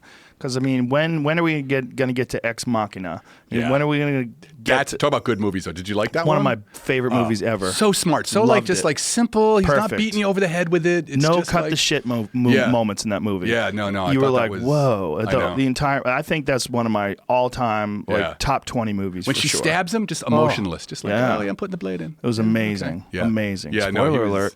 Yeah, right. Did you like Annihilation? Because Yes. That was his, Yes. I liked it a lot too. I didn't like it as much, but I No. liked it. It was very weird. And the ending seemed like some producers put their jizz in the soup. It's just like, Back to Panspermia. Yeah, what's happening here? Who made this part? Yeah. But I enjoyed it, yeah. Yeah. So I think and the danger with anything when it comes to AI and so here's an interesting thing about AI. Like we are making amazing strides with AI. Yeah. Now artificial intelligence is different from artificial consciousness, you know what I mean? So but the AI that what we're getting out of it is nothing like us, right? So back in the day where people were like, "Oh, we're going to like model the human brain and that's how we'll do it." We'll like make programs that are what they've learned is like, "Oh, that doesn't really work that well." So now this is the whole big data thing, like, network theory and big data and deep learning, where like, they're using statistical, the power of like having huge amounts of computing and statistical reasoning so that like, the computer, like, it'll find the picture of the cat, but you have no idea why it found the picture. It didn't reason like, oh yeah, that sort of looks like cat and I like cats. It was just like, oh, these kinds of lines go with that kind of thing. It has no idea what it's doing, but it'll act intelligently. And so that's, that's kind of freaky deaky in a lot of ways too. I think I think it's smart to think about the dangers of AI, not necessarily when it takes over. The dangers to us.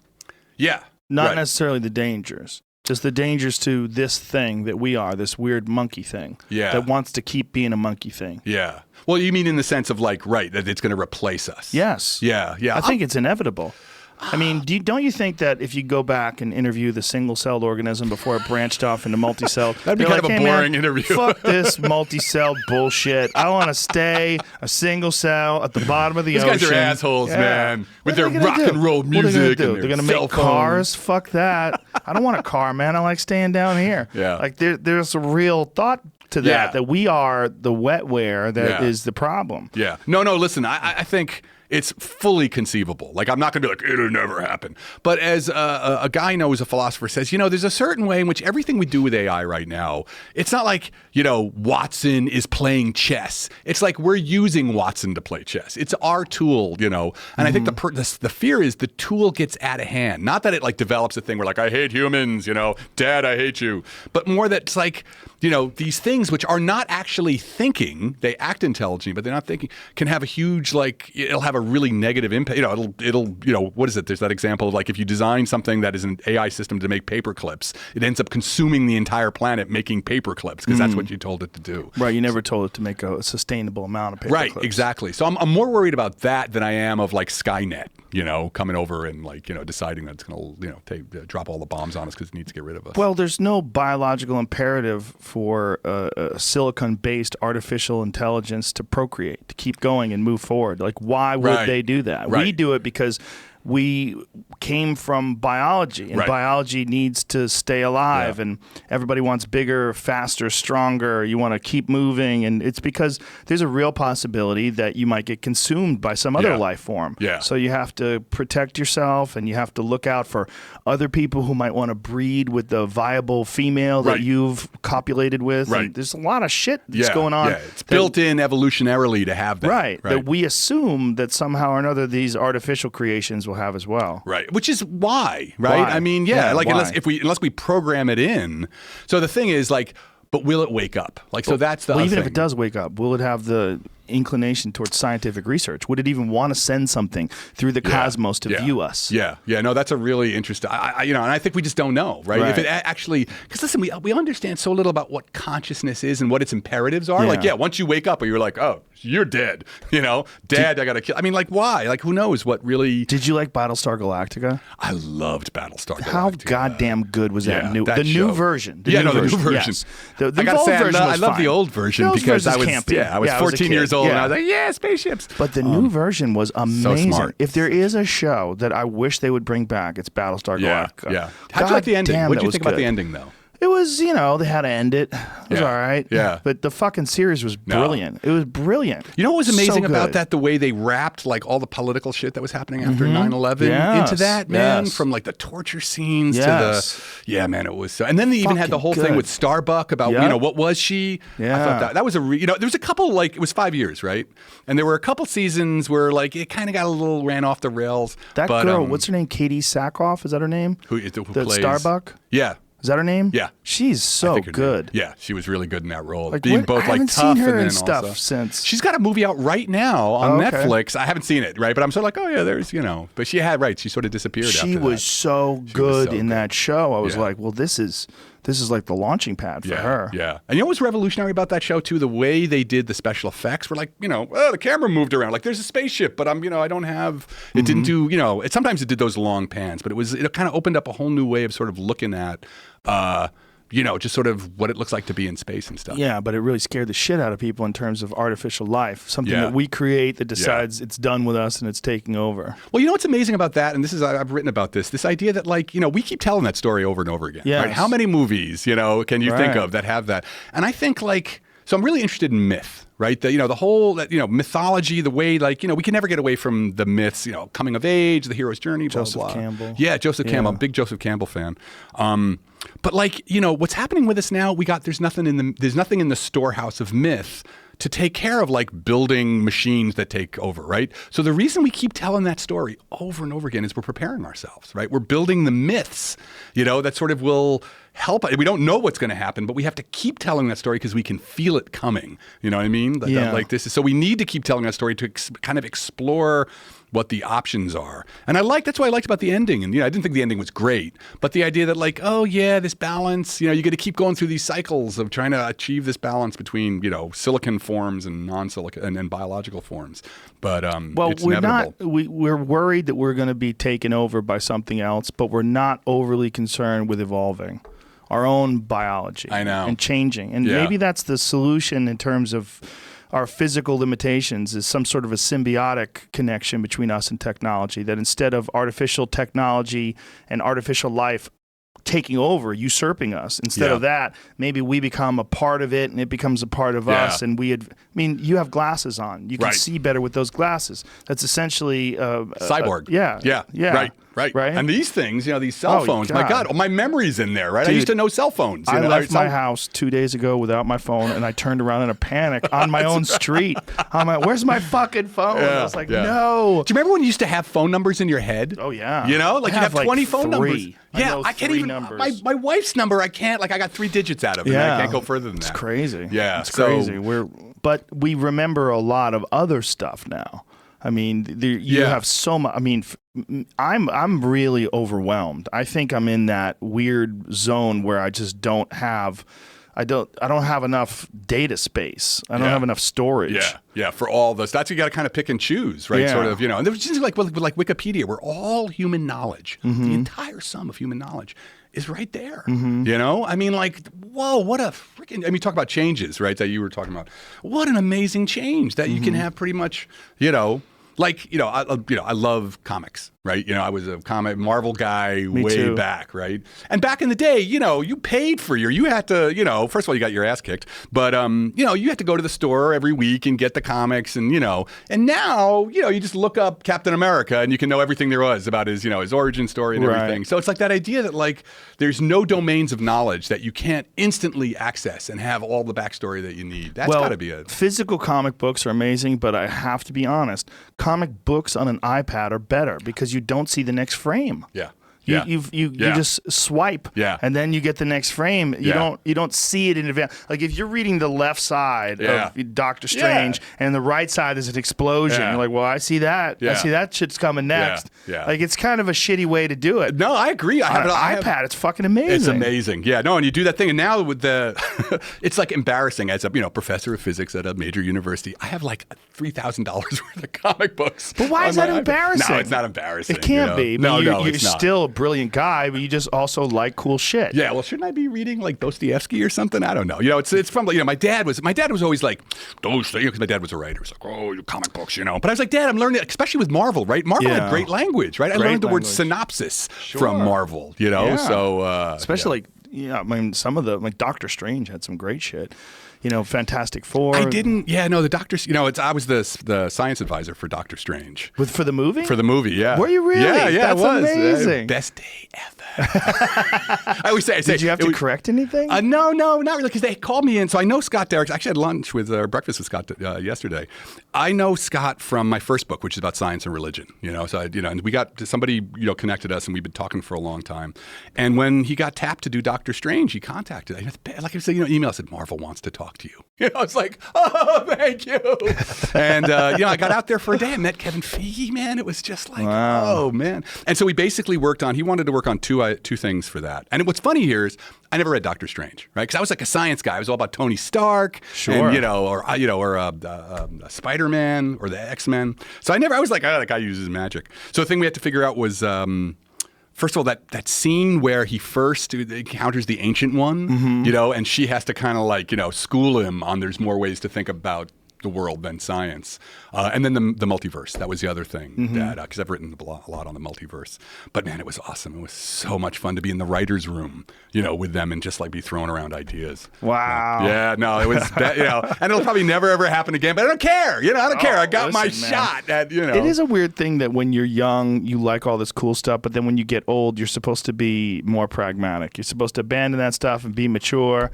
But when I was a kid, I was super embarrassed when I became an adult that I still liked muscle cars. Yeah. I was like, why do I like these stupid things?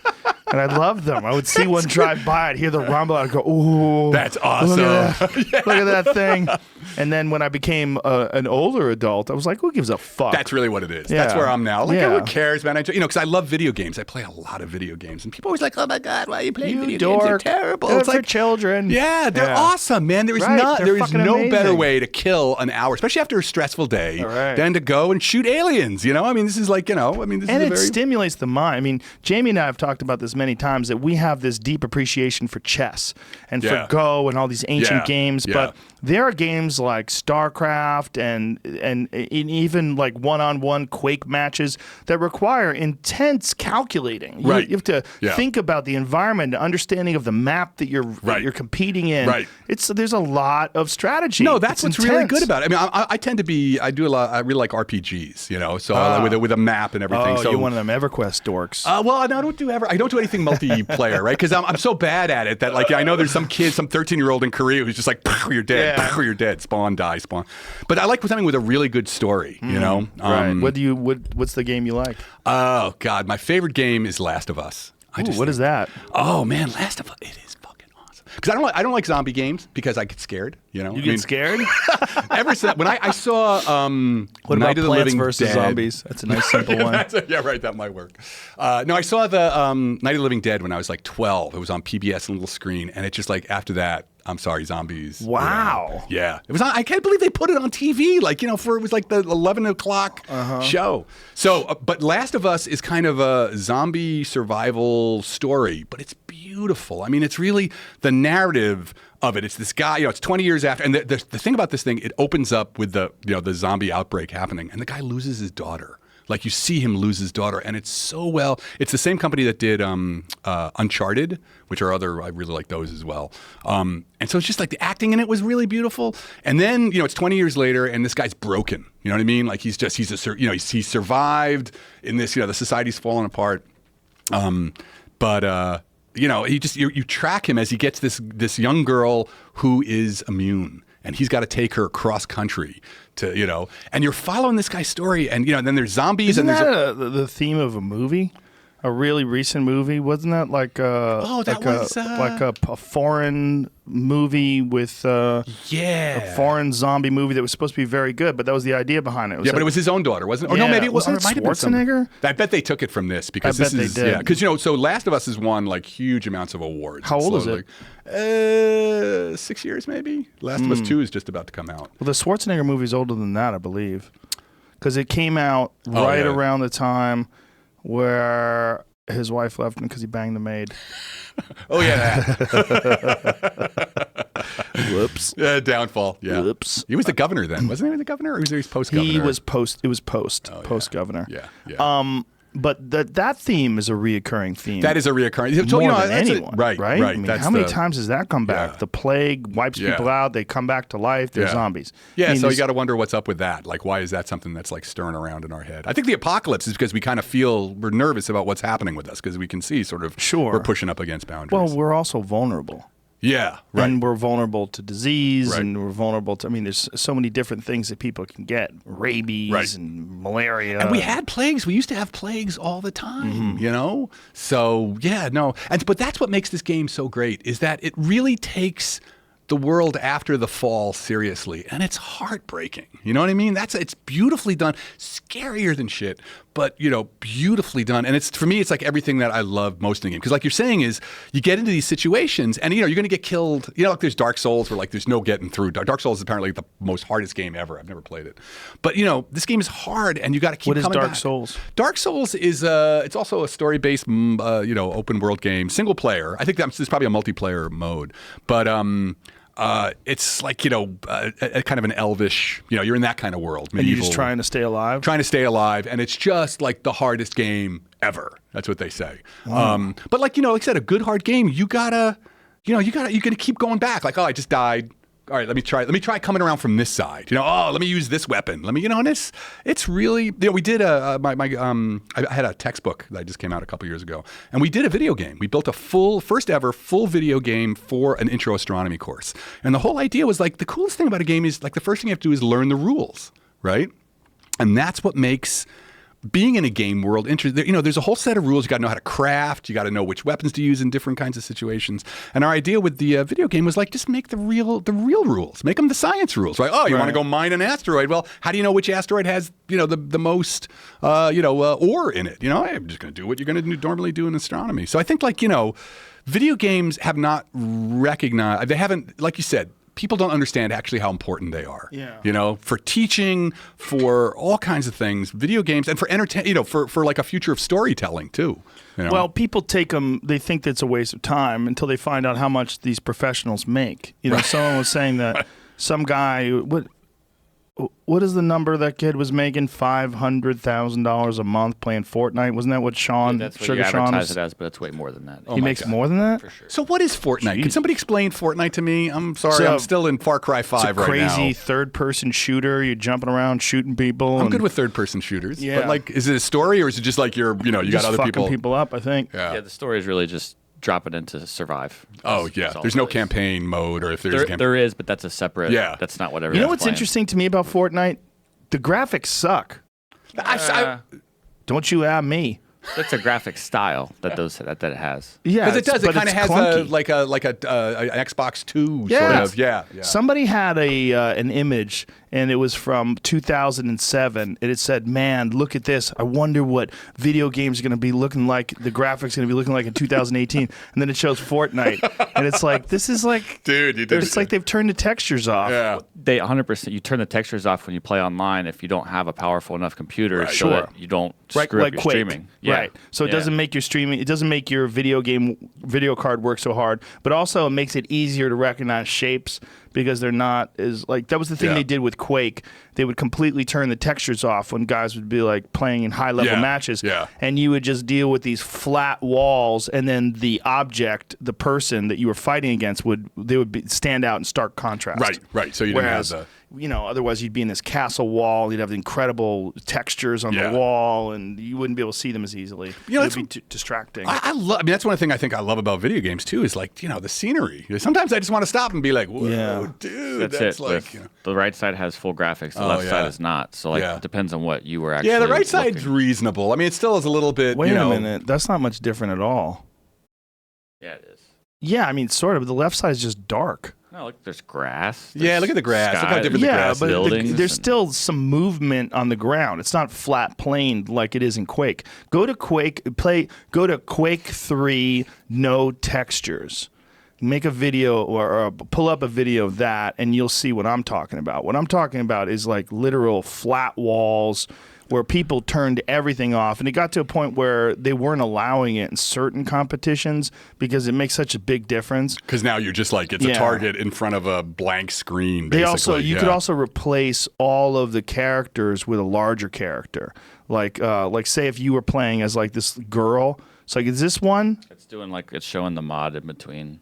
Maybe I'm thinking. Might even be a new what is Quake? I'm sorry, I'm a loser. What is Quake? Like, I've heard of it. How dare you son of a bitch. No, Jamie, pull up Quake no textures. Pull up Quake no textures, and then you can watch what it looks like. That is not no textures. That's different. You can see the difference in the colors and things are moving. It's when they turn off all the textures, you get to see these flat. Well, that's what it looks like. Right. See. Yeah. Now that is a way different experience. Yeah, it would be much easier to see. Right. You can't. Shadows still exist, but all the textures are gone. Yeah. And if you show a video of that, see if you can find a video of that, Jamie. When in the videos you see things moving around with no textures, and you realize what an advantage it would be if you were playing someone who's you're constantly dealing with all this visual input. You have all this different shit. High visibility. This isn't Quake 3 though. It's hard to find out. What is this? Which game is this? Quake Live. Oh, okay. This is so. All right, again, I still got to ask, what is Quake? I mean, I know I've heard of it, but I've never played it. Like, it's the ultimate first-person shooter, and it's the original one. It was originally Quake 1, and there was Doom, but it was Doom. I've heard of. Like Doom, I've even they just redid Doom, didn't they? They came out with another. Didn't they come out with another version of Doom? Yes, they did, and there's another one that's coming out soon. But what Quake 1 was these cool maps, and you'd run around and shoot each other, and you'd have these death matches. So one-on-one death matches and shoot rockets at each other and shit. And you're seeing it through your perspective. Like, so if you have a rocket launcher, you see the rocket launcher in front of you. Where they're at now. Oh, so that whole idea of first person. What is this one? This is Quake Champions. Yeah, this is the newest version. I mean, the graphics are fucking incredible on these things now. They're so exciting. We're setting up a LAN here, a local area network here, where we're going to stream live and play each other. Excellent. And waste massive amounts of time. I'm sure I'm going to get yelled at. Sometimes I'm sort of like, 3 hours just went by. I was going to go to sleep a little bit. Oh well, whatever. Dude, it will suck up your time. It'll suck up. But I can't play. I'm not good enough to play those kinds of things. Like, it's just like spawn die. No, you can figure out how to do it. You're a smart guy. How dare you say that? How dare you put the limitations on myself? Yeah, you can't. You can't do that. I'm good with open world. You just need to learn WASD. Learn how to move your fingers around. No, I'm a console guy too. I need the consoles are bullshit. I know that's what people say. Listen, you can't get any real accuracy with a console. That's your problem. But wait, how do you do? I mean, with the figure type. I mean, the console now I'm pretty good. I can listen to you. How do you learn physics? What is that? All this fucking. I can't do it. I don't understand all this science. This is like that movie where you're like, you can do it, man. You can. Yeah, it's like Rocky or something. That's right. Exactly. Karate Kid or whatever. Has anybody ever done that for video games? There's never been that movie where someone teaches someone how to play a video game. Yeah, and then like the guy, he's a nerd in the beginning, and he's like a loser, but he comes back and he gets the girl. Well, one of the reasons why I wanted to talk to you about this in particular is because I am more and more convinced that our future may lie in some artificially created world, and that people are more interested and more attracted every day to virtual reality. Yeah. Augmented reality, virtual reality. And Jamie, what was that game, the one game where there was it created worlds? I was going to pull that up earlier and ask. It's called No Man's Sky. Oh, I played that. I bought it because, of course, any space game, I'm like, yeah. Right. I heard it's boring, though. It is. is, because they have 80 trillion worlds, but they're all they're basically, they don't look that different. So it's like oatmeal, 80 million bowls of oatmeal. And there's nothing happening over there. It's not like you go there and people are shooting each other and stealing money. No. What is better for that kind? Yeah, right. I mean, it's it looked like it was beautiful, but what's better is Elite Dangerous. So after this, I was so disappointed in this. I went back and I found Elite Dangerous, which actually you were just disappointed in this because there was no action. Yeah, there was not. You just ran around and you mined stuff. It was sort of like it just wasn't. Nothing exciting. There was nothing exciting. There was no. There was no. So like I said, I don't usually play sort of these massive multiplayer games. So this is Elite Dangerous. This is Elite Dangerous, and it is, man, the trading, or you can decide like, oh, I want to be a bounty hunter. Graphics, incredible. And it was so rich. I spent, there was like a good 6 months of my life that I was like, working my way, getting better ships. I became, because who doesn't want to be a bounty hunter, right? You know what I'm saying? Like that's what everybody's. And this game had, and there's like, I don't know, a few 100,000 people in there, creating the universe. It's evolving. They add storylines, so Well, we are setting up an HTC Vive here, and Jamie was HTC Vive. How dare you? I know, man. It's like that's you it. Call my PhD, yourself you're a done. dork. You call yourself You're not a nerd. You're a real nerd. You'll never not have it's sex again. Virtual reality. It's consumer virtual reality. And my friend, I've never done the goggles. Boy. Yeah, no, I've been waiting. I've been sort of. Well, we tried to get one. Jamie went out yesterday and looked; they're all sold out. So we had to order one, and so we're ordering one. We're going to have it set up in here. And wow. the games. I played the games of 2 years ago, and I'm sure they're way more advanced than they are now. Yeah. But there's a crazy archery game where you're on the top of a castle, and these little monsters that look like they could be in South Park. They're not like detailed, but they're kind of cool-looking monsters, and you shoot at them with bows and arrows, and they're trying to invade the castle. But man, it's addictive because you really look down, you see them all around you. You have like a real. So how do you play though? This has always been my question about. Like I sit on my chair and I play my video game. So like. Well, this is it. See, this guy has a thing in his hands, and he's moving around. This is like a Star Wars one. Right. And there's a bunch of different ones that I've seen. So you always got to be standing, right, in some sense? Yes. Does that make it more exhausting? Don't you want to just like sit down with a beer and like, you can, but there's also a boxing one that you get a real workout in. Wow. So it's a game, and I played it over Duncan's house. So I think there's a video of it. But it's weird because you punch wrong. So like if I'm holding my hands like this, which is I'm holding my hands vertically where my thumbs are up, right? The boxing gloves would be horizontal like they would be if you were punching someone. Yeah. So it doesn't do the turn. No, it's weird. So as you move your hands forward like this, which you really wouldn't punch like that, the punches come out. So they've got to iron that out. That's what I was going to say. That'll be something they'll work out in time. Yeah, and make the controller rotate the way a fist would. But as you're doing it, you throw real punches, and someone's throwing punches at you. And when they throw punches at you and they hit you, you see a white flash in front of you. That's good. Which makes you nervous, just like real sparring does. Yeah. Well, and so like this question of like, what are we going to do with virtual reality? Because like I said, I already. I see huge potential for like education in gaming, and that's why we built our game. Yeah, this is me over at Duncan's house. Just don't want anybody to walk by. I got to go get a beer. Bam! I'm beating this guy up, moving around him. See, that's the thing. I always wonder. He's down. Duncan got pissed because that guy was fucking dunking up every day. He's like, dude, how did you beat it? I was like, move around. Don't stand right in front of that thing. Yeah. The rope punch dope. it in the Gotta face. do the rope dope. Well, you gotta have footwork and movement, but you can really get a workout with that. I'm not joking. Yeah. Like you get exhausted. Yeah. And you keep going and fight tougher and tougher opponents. Right.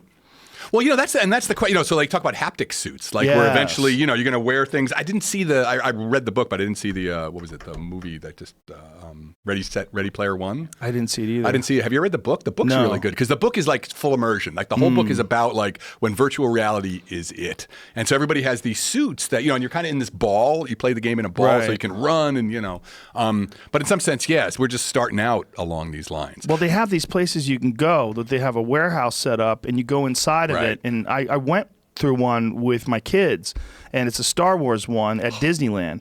Dude, it's fucking wild. Yeah, you go across, you're walking across this platform. Like they have all these different places where you actually walk through. Yeah. And as you're walking through, you look to the left and to the right, and there's fire, but you feel the heat from the fire. It's fucking crazy. Yeah. So they've got like heaters set up so that it blows. Yep. And stormtroopers start shooting at you. This is it right here. What is it called? The Void. The Void. Yeah.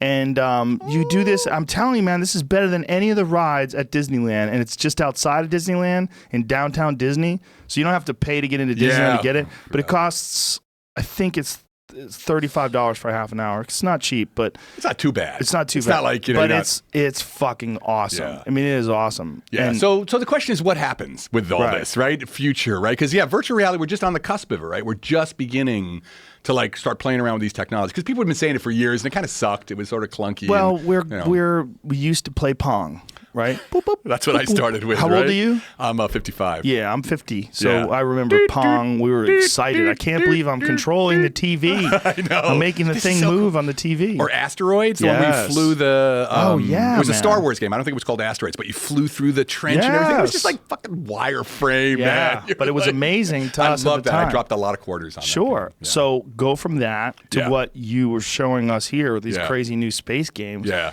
And then imagine what these. I mean, the Star Wars thing today, the Void, is really cool, but you know that it's not real. Right. But it's cool. Right. But you know it's not real. Yeah. Well, you're not going to be able to tell it's not real in 20 years. Yeah, right. And how much time are people going to spend there? And you wear a haptic suit, by the way, when you do this. Oh, really? You So have there's a still like vest pressure on you, and you feel it when you're getting shot. Wow. You feel like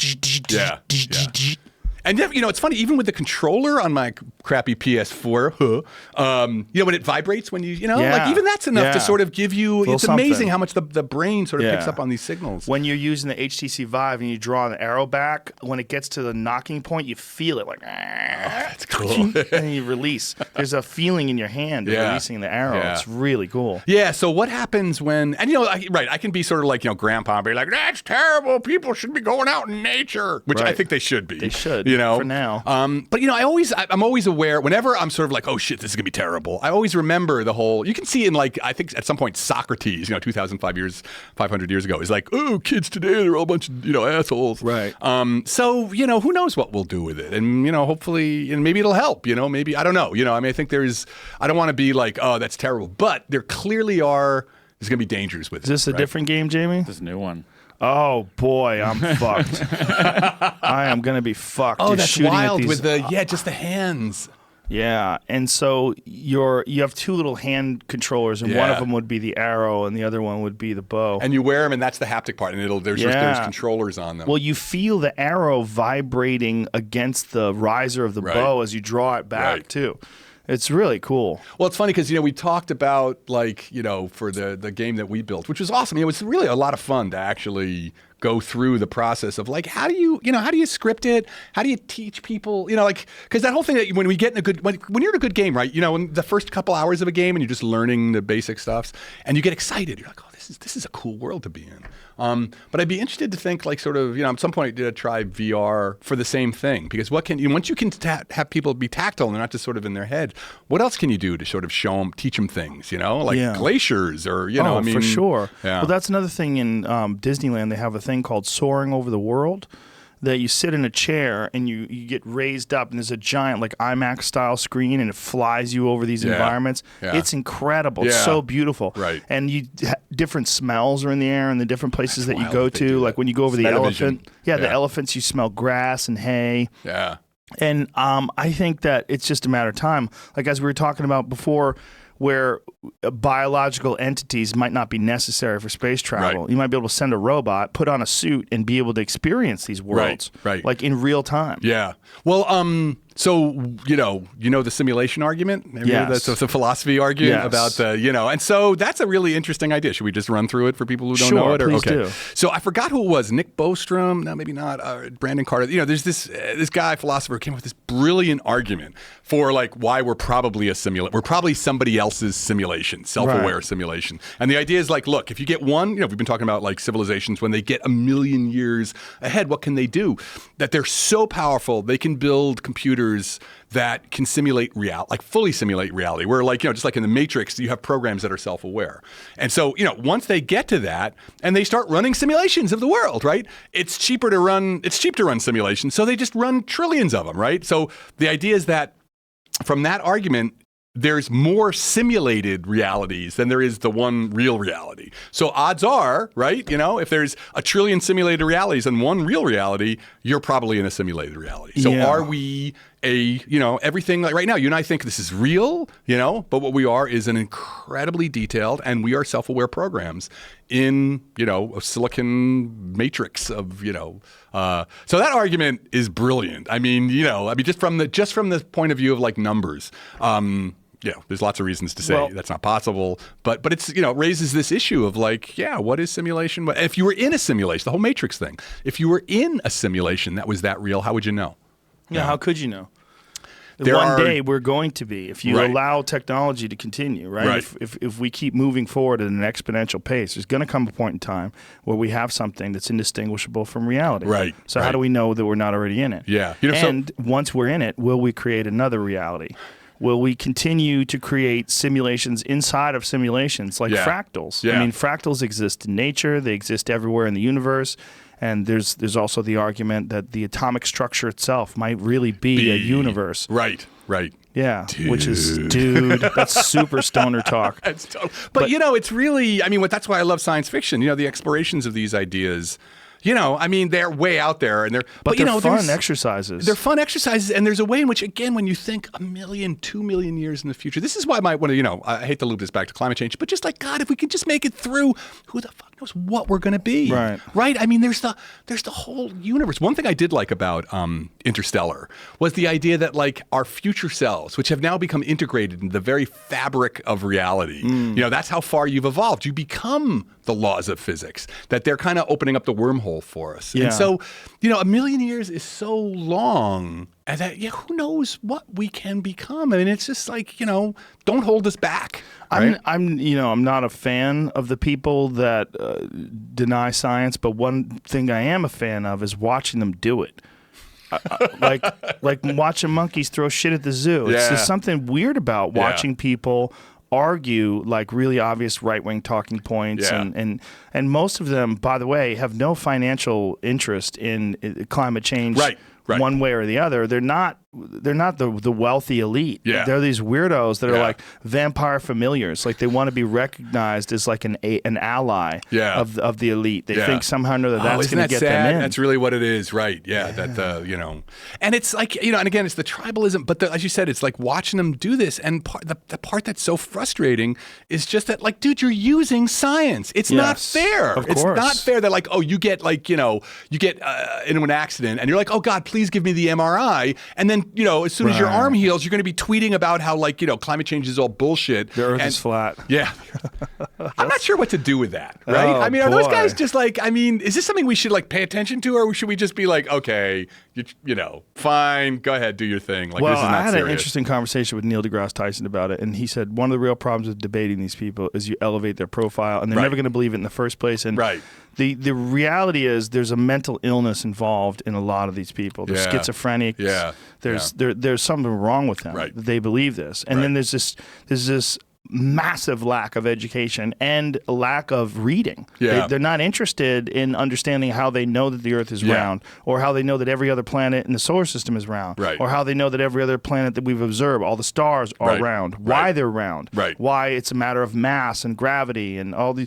They don't care about all that. But what they want to think is the government, as if the government is like one cabal. That's what it is. Of equally minded people that are all working together to fuck you over somehow by convincing you that the Earth is round. It is one of the dumbest things. But it's also a sign that we've created this world that's really easy to survive in. We've nerfed all the hard edges, and we keep the wolves off the streets. And then so these fucking dum-dums, and then they get online with computers, which is hilarious. So these idiots make... I did research. Oh, when you looked at a website? That's YouTube not videos. research, it's man. all YouTube videos. I mean, it's kind of stunning. Well, I think your point about actually we've made the world so safe, because there's a certain way, like in hunter-gatherer, those people would be food. Those are the people who are standing there looking at the tiger being like, that's not a tiger. That's not a tiger, man. And then orange.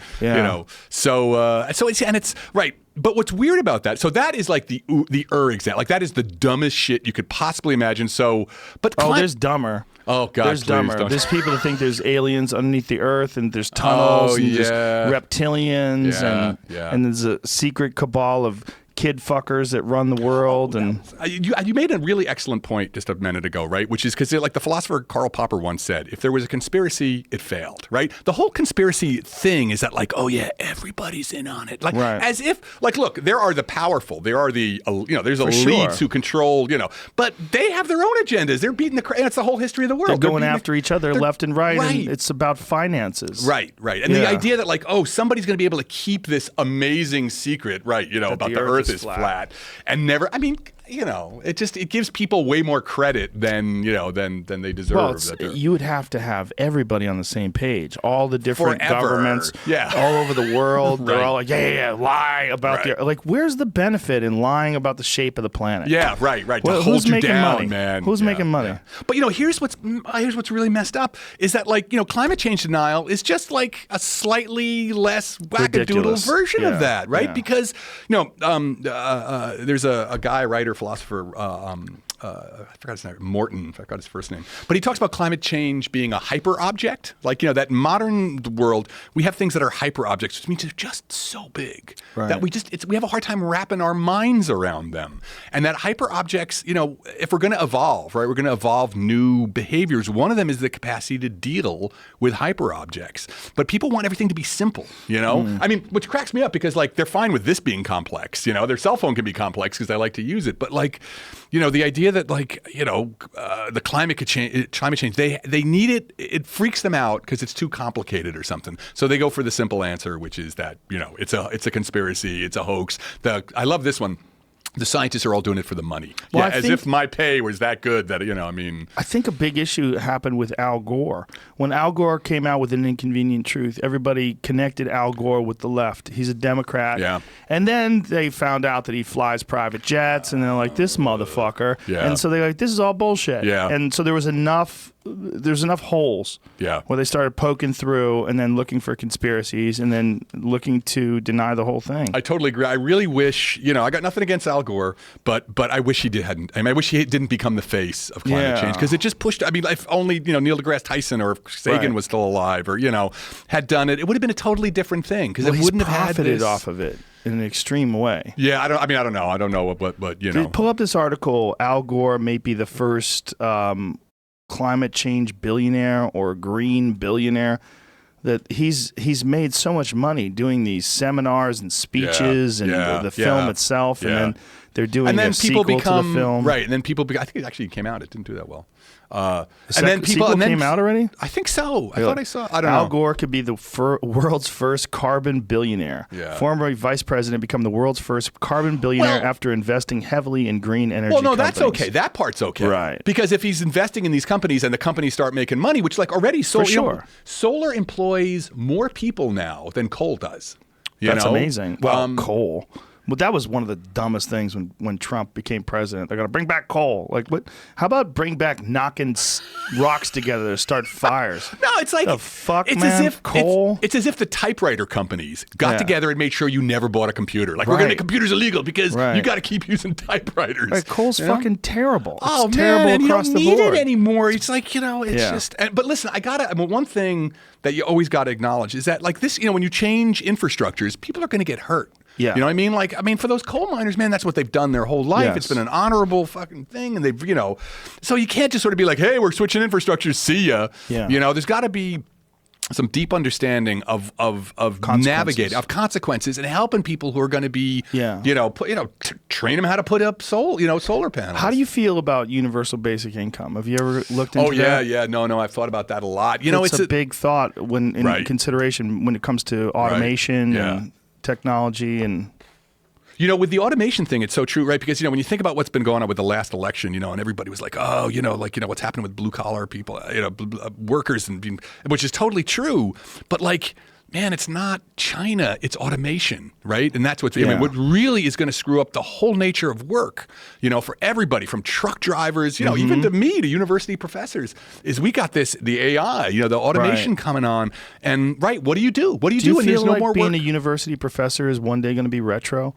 That kids are going to want to learn online? They're going to want to learn through some sort of an interactive course so that you can get on your phone rather than go to an actual physical place? It's possible, I mean, it's possible, but I think, and this is going to be the whole question with the new economy, or whatever happens, whatever we're moving into, is finding those places where, you know what, I don't want a machine. Right. You know what I mean? So right now, like, so when the MOOCs came out, the massively online courses, that was like 5 years ago. Everyone's like, that's it, universities are done. Everybody's going to take these online courses. And it never happened, because people want to be together. They want to learn. They want the experience of having, part of my students, it's not just lecturing, though I'm a great lecturer. I don't know. My students are probably like, I bet you are, man. You're a good talker.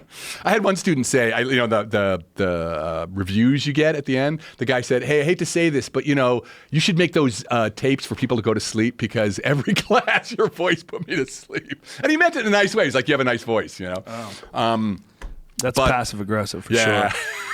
So little fuck, whoever he is. I think people will always, with education, there'll be some component of it that, yeah, sure, you can learn it online. But I think we're going to have to, there'll be a place for like people coming in and like learning in groups and having somebody who like has, spent their whole life studying the thing, telling you, what's going on. Right. Like there's a lot of things where like, and we've lost a lot of this mentorship, right? Yeah. Or apprenticeship, right? There's a lot of things you need somebody who who spent their whole life going, oh, you crank it this way, not that way. Because if you crank it that way, it'll never work, Right. You can't learn that from watching a video or something. So Yeah. it's like, well, there's certain things, martial arts, which is a big part of my life. You have to learn from a person. You got to have tiny things that they must show you while you're doing it. But you can learn a lot of things from videos. No doubt. There's a lot of things that people are putting up online, instructional courses and stuff. And I use some of them, if I have to fix my sink, I'm like, okay, how does this work? Oh, for sure, man. It's kind of amazing, Yeah. So, I think like with everything, so we'll circle back to the UBI. Like with everything, we're going to have to invent new ways. We will, because we're just human beings. Like there's a way in which we're going to find, niche places that there will be economies where people make things. But yeah, in the end, I mean, UBI may be necessary. Yeah. I think it may really be necessary because if there's no work, that's a recipe for disaster, for your democratic society. Yeah, I just hope we can move past this idea that everybody who needs that is some sort of a welfare brat. Yeah, right. Well, once there's no work at all, I mean, they're going to, because this is the thing that I like with self-driving cars, right? So I ask this question a lot, and I've written about this, sort of like, okay, everyone's like, we got to have self-driving cars. We're heading towards self-driving cars. Like self-driving cars will destroy the last good blue-collar job in America, truck driving, right? And that's a really good livelihood for a lot of people. And it's like, oh, we're just going to eliminate it. It's like, why? Like, do we have to? Like, okay, yeah, you're telling me there's going to be... for safety's sake. That's what they say, right? But until it's not entirely clear, right, that will work. And, what are for the lives that are lost in the driving, I mean, the car crashes, is that going to be worth the social upheaval that comes from not having any work anymore? So, I mean, just like, there are these huge issues bearing down on us. Yes. If it's your friend or your mom or your loved ones. Or yeah, but these are the kind of calculus. I mean, if it tears down, if wiping out these jobs destroys democracy, right? And you end up with, that fascism. Seems silly, though. That doesn't seem possible. I just think that what it's going to do is going to make travel safer. And then we have to figure out, well, these jobs that people got from traveling, how do we replace that income? Yeah, right. Well, one of the things is we're gonna have to start teaching kids to be creative. Yeah. Well, that's the niche stuff. I think there's going to be places where, like, now you'll have. So, listen, I'm not arguing that we shouldn't have. No, I know you're not. You're just looking at all the variables. Yeah, and I'm asking, like, we're moving so rapidly into this new world, right? That, like, who's deciding for us? Who's deciding that we want car? I mean, we're told that we're going to get it, but like, a lot of these things, I think there needs to be a little bit more dialogue. It's a democracy, right? Instead of having this stuff shoved down our throats and told like it's the best thing ever, I mean, well, how about cell towers? They're fucking everywhere. I mean, there's no getting away from it. Right. If you could, I mean, is there a community anywhere that's made some sort of an agreement? Will there be no cell towers in our community? Yeah. No, but there are communities that have decided to, like in the Southwest, that no lights at night. That's amazing. Yeah, because they wanted to preserve their night sky. We should really have some sort of a day where everybody shuts everything off. And sees the sky. And see how crazy it is that we live in this weird state where we're on an organic spaceship flying through infinity. Yeah. And we don't see that, right? Because, if you're, when you do backpacking or something, you're in the backcountry, a couple of days, you notice things change and like, oh, the moon's not as quiet as, And so nobody looks up now anymore, right? Because there's nothing to see. You don't see anything because of light pollution. I went to the Keck Observatory on the Big Island. Oh, man. Have you been? I've never been. I'm a theorist. I don't, nobody's going to get me close to a telescope. I'll break it. You don't even have to go all the way to the observatory. The visitor station, which is, I forget where it's at. I think it's 14 or 12 or something. Something like that. Yeah, it's really high. Right. But they have diffused lighting all over the Big Island, so there's no light pollution. Yeah. And when you look up, it is just stunning. Right. You look up, you're like, wow. The Milky Way, right? And most people have never seen the Milky Way, yeah, it's right there. Right. Like, I thought you have to have a telescope to see No, it's right there. Right there. Yeah. And you feel like you're flying through space. Yeah. And you have this really humble feeling that I think people get in a couple of different places. People get when they live next to mountains. Yep. They get it when they live next to the ocean. Yep. But you really get it if you could see space. And I think one of the things that is haunting the human race is the arrogance of humans, which is compounded by the fact that we can't see the cosmos, that we only see what's in front of us. So this is the world that we live in. We put a roof over our head. Right. This is the box. I got my blinders on. I'm moving ahead because I want a new Lexus or whatever, whatever it is, whatever material thing you're trying to possess. When this unstoppable force in front of it. When you look up and you see the cosmos, it's like it's an undeniable reality. Right. And you go, oh, okay, this is just a small thing.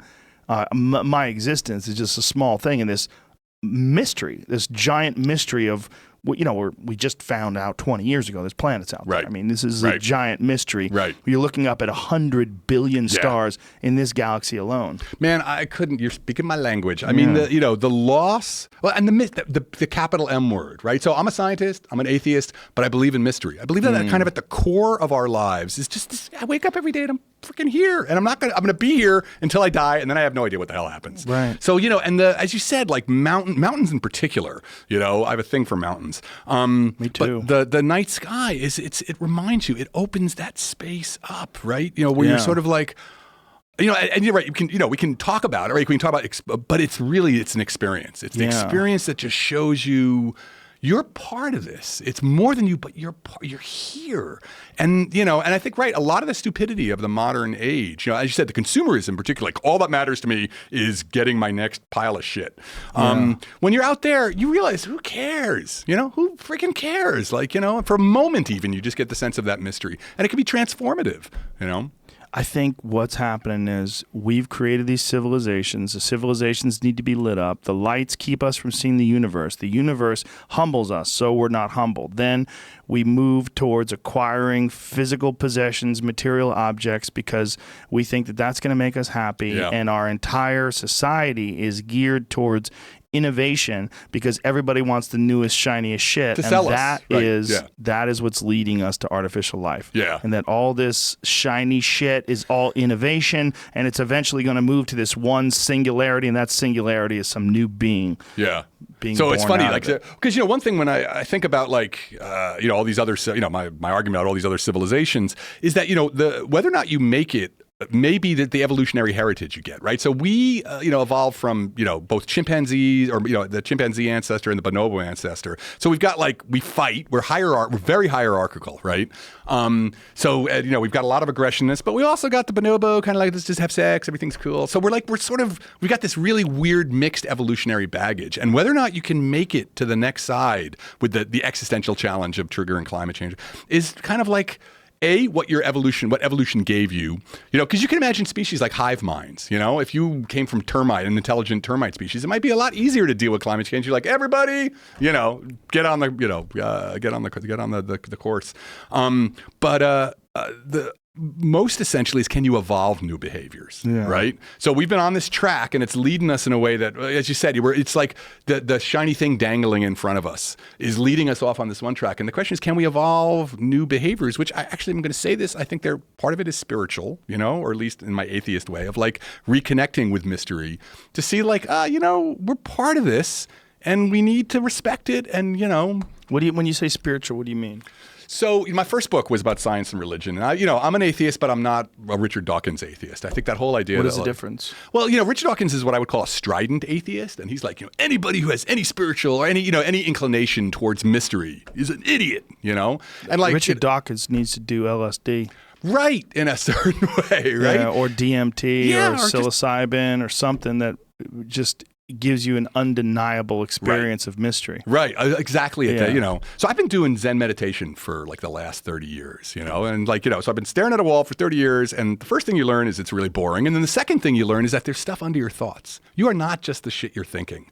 There's just sort of, you settle down, and there's just like this openness. And so the spiritual part, it's like you said, when you're in the mountains, right? So I love doing backcountry hiking, and when you get above tree line, there's that weird thing that happens when you're above tree line, and you're just like, you got this panorama around you, and that thing is, the earth, right? Of which we are part. And, so this is an interesting question about like, can virtual reality do this, or do you actually need to get out there? I kind of think you need to get out there, but maybe virtual reality can give people the impetus to get out there, Well, it'll be a different experience. I don't think there's anything wrong with the virtual reality experience of being in the mountains. I think it'd probably be pretty fucking cool, but it's not going to be being in the mountains. Right. Something about being in the mountains is also there's a weird feeling, and I don't know if it's real, but there's a weird feeling that there's no signal out there. Because in the places where there's no cell signal, there's a feeling you get when you're absolutely not connected. Yeah. And then you see wildlife, and the wildlife out there, they're almost like these mystical beings.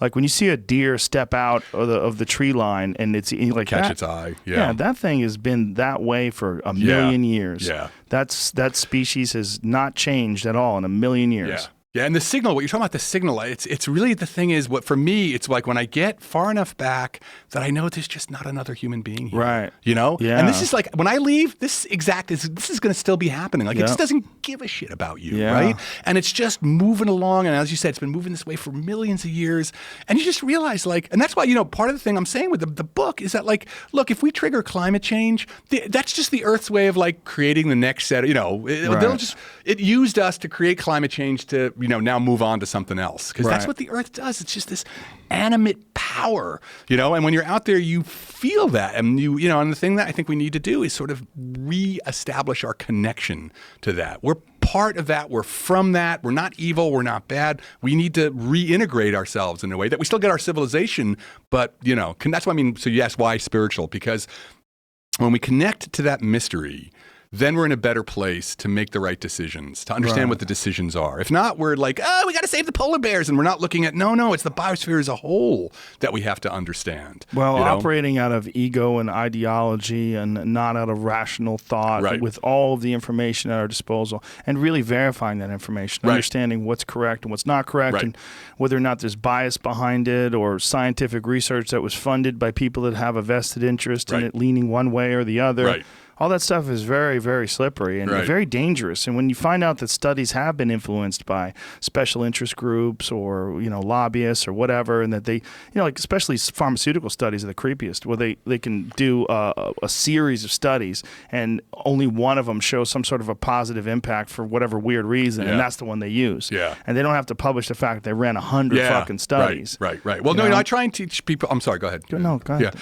That, science, I think the most important thing that people need to understand about science is not so much science's results, but how science works, because it does work, right? That's why we have all this stuff. And so they can distinguish. So I say that science is three things. It's spitballs, supertankers, and stadiums, right?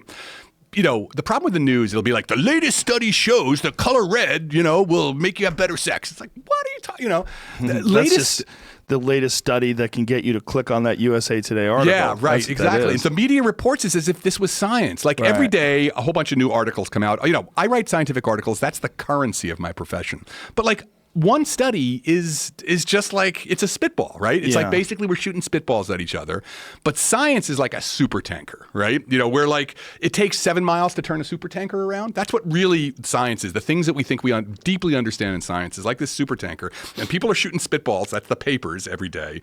And if you get enough spitballs on one side of the, the prow or whatever, it starts to turn it, right? So the science will turn slowly if enough of the spitballs are lined up. So people, it's not about the single study. It's about, have there been 300 studies over the last, 30 years that say the same thing. So like, the coffee stuff, coffee's good, coffee's bad. Clearly the fact that we keep getting both answers means we don't know. That's all. We don't know yet. It's just not clear. Climate change, 30, not even 30 years, 100 years of the same results. Yeah, we got that, Well, there's always a problem with diet in that you're not taking into account how nutrients interact with other foods or different foods interact with foods and different.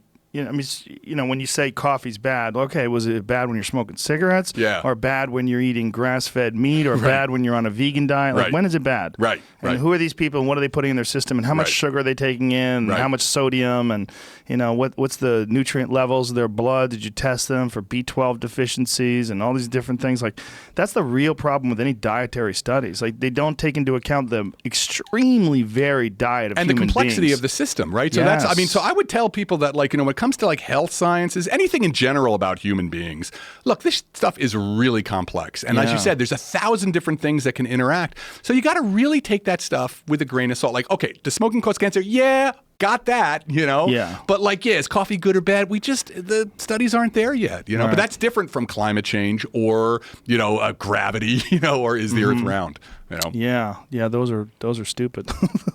So, listen, man, thank you very much for being here. I really appreciate it. It was really good to talk to you. It was fun. Do you have an audiobook out?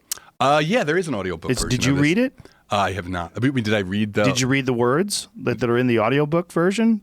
Were you narrating it? No. You weren't? No, I didn't. God damn it. I'm sorry. Why did they do that? I don't know. They never asked me. You're really good at talking. Oh, What yeah, the fuck, man?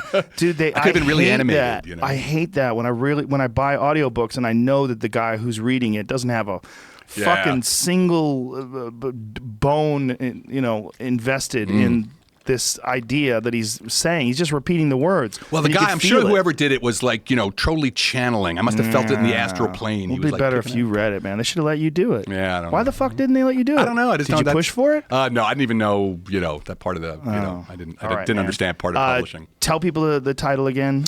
Light of the Stars, Alien Worlds, and the Fate of the Earth. Dun, dun, dun. Dun, and dun, dun, dun. Your Twitter is? Adam Frank 4. Why 4? Because that's the only one that everything else was taken. So I was just I got to come up with a 6 years ago when I got on. Adam Frank 4. And do you have an Instagram as well? No. No? Okay. I have a Facebook author page.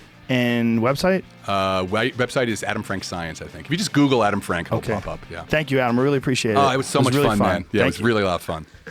Bye.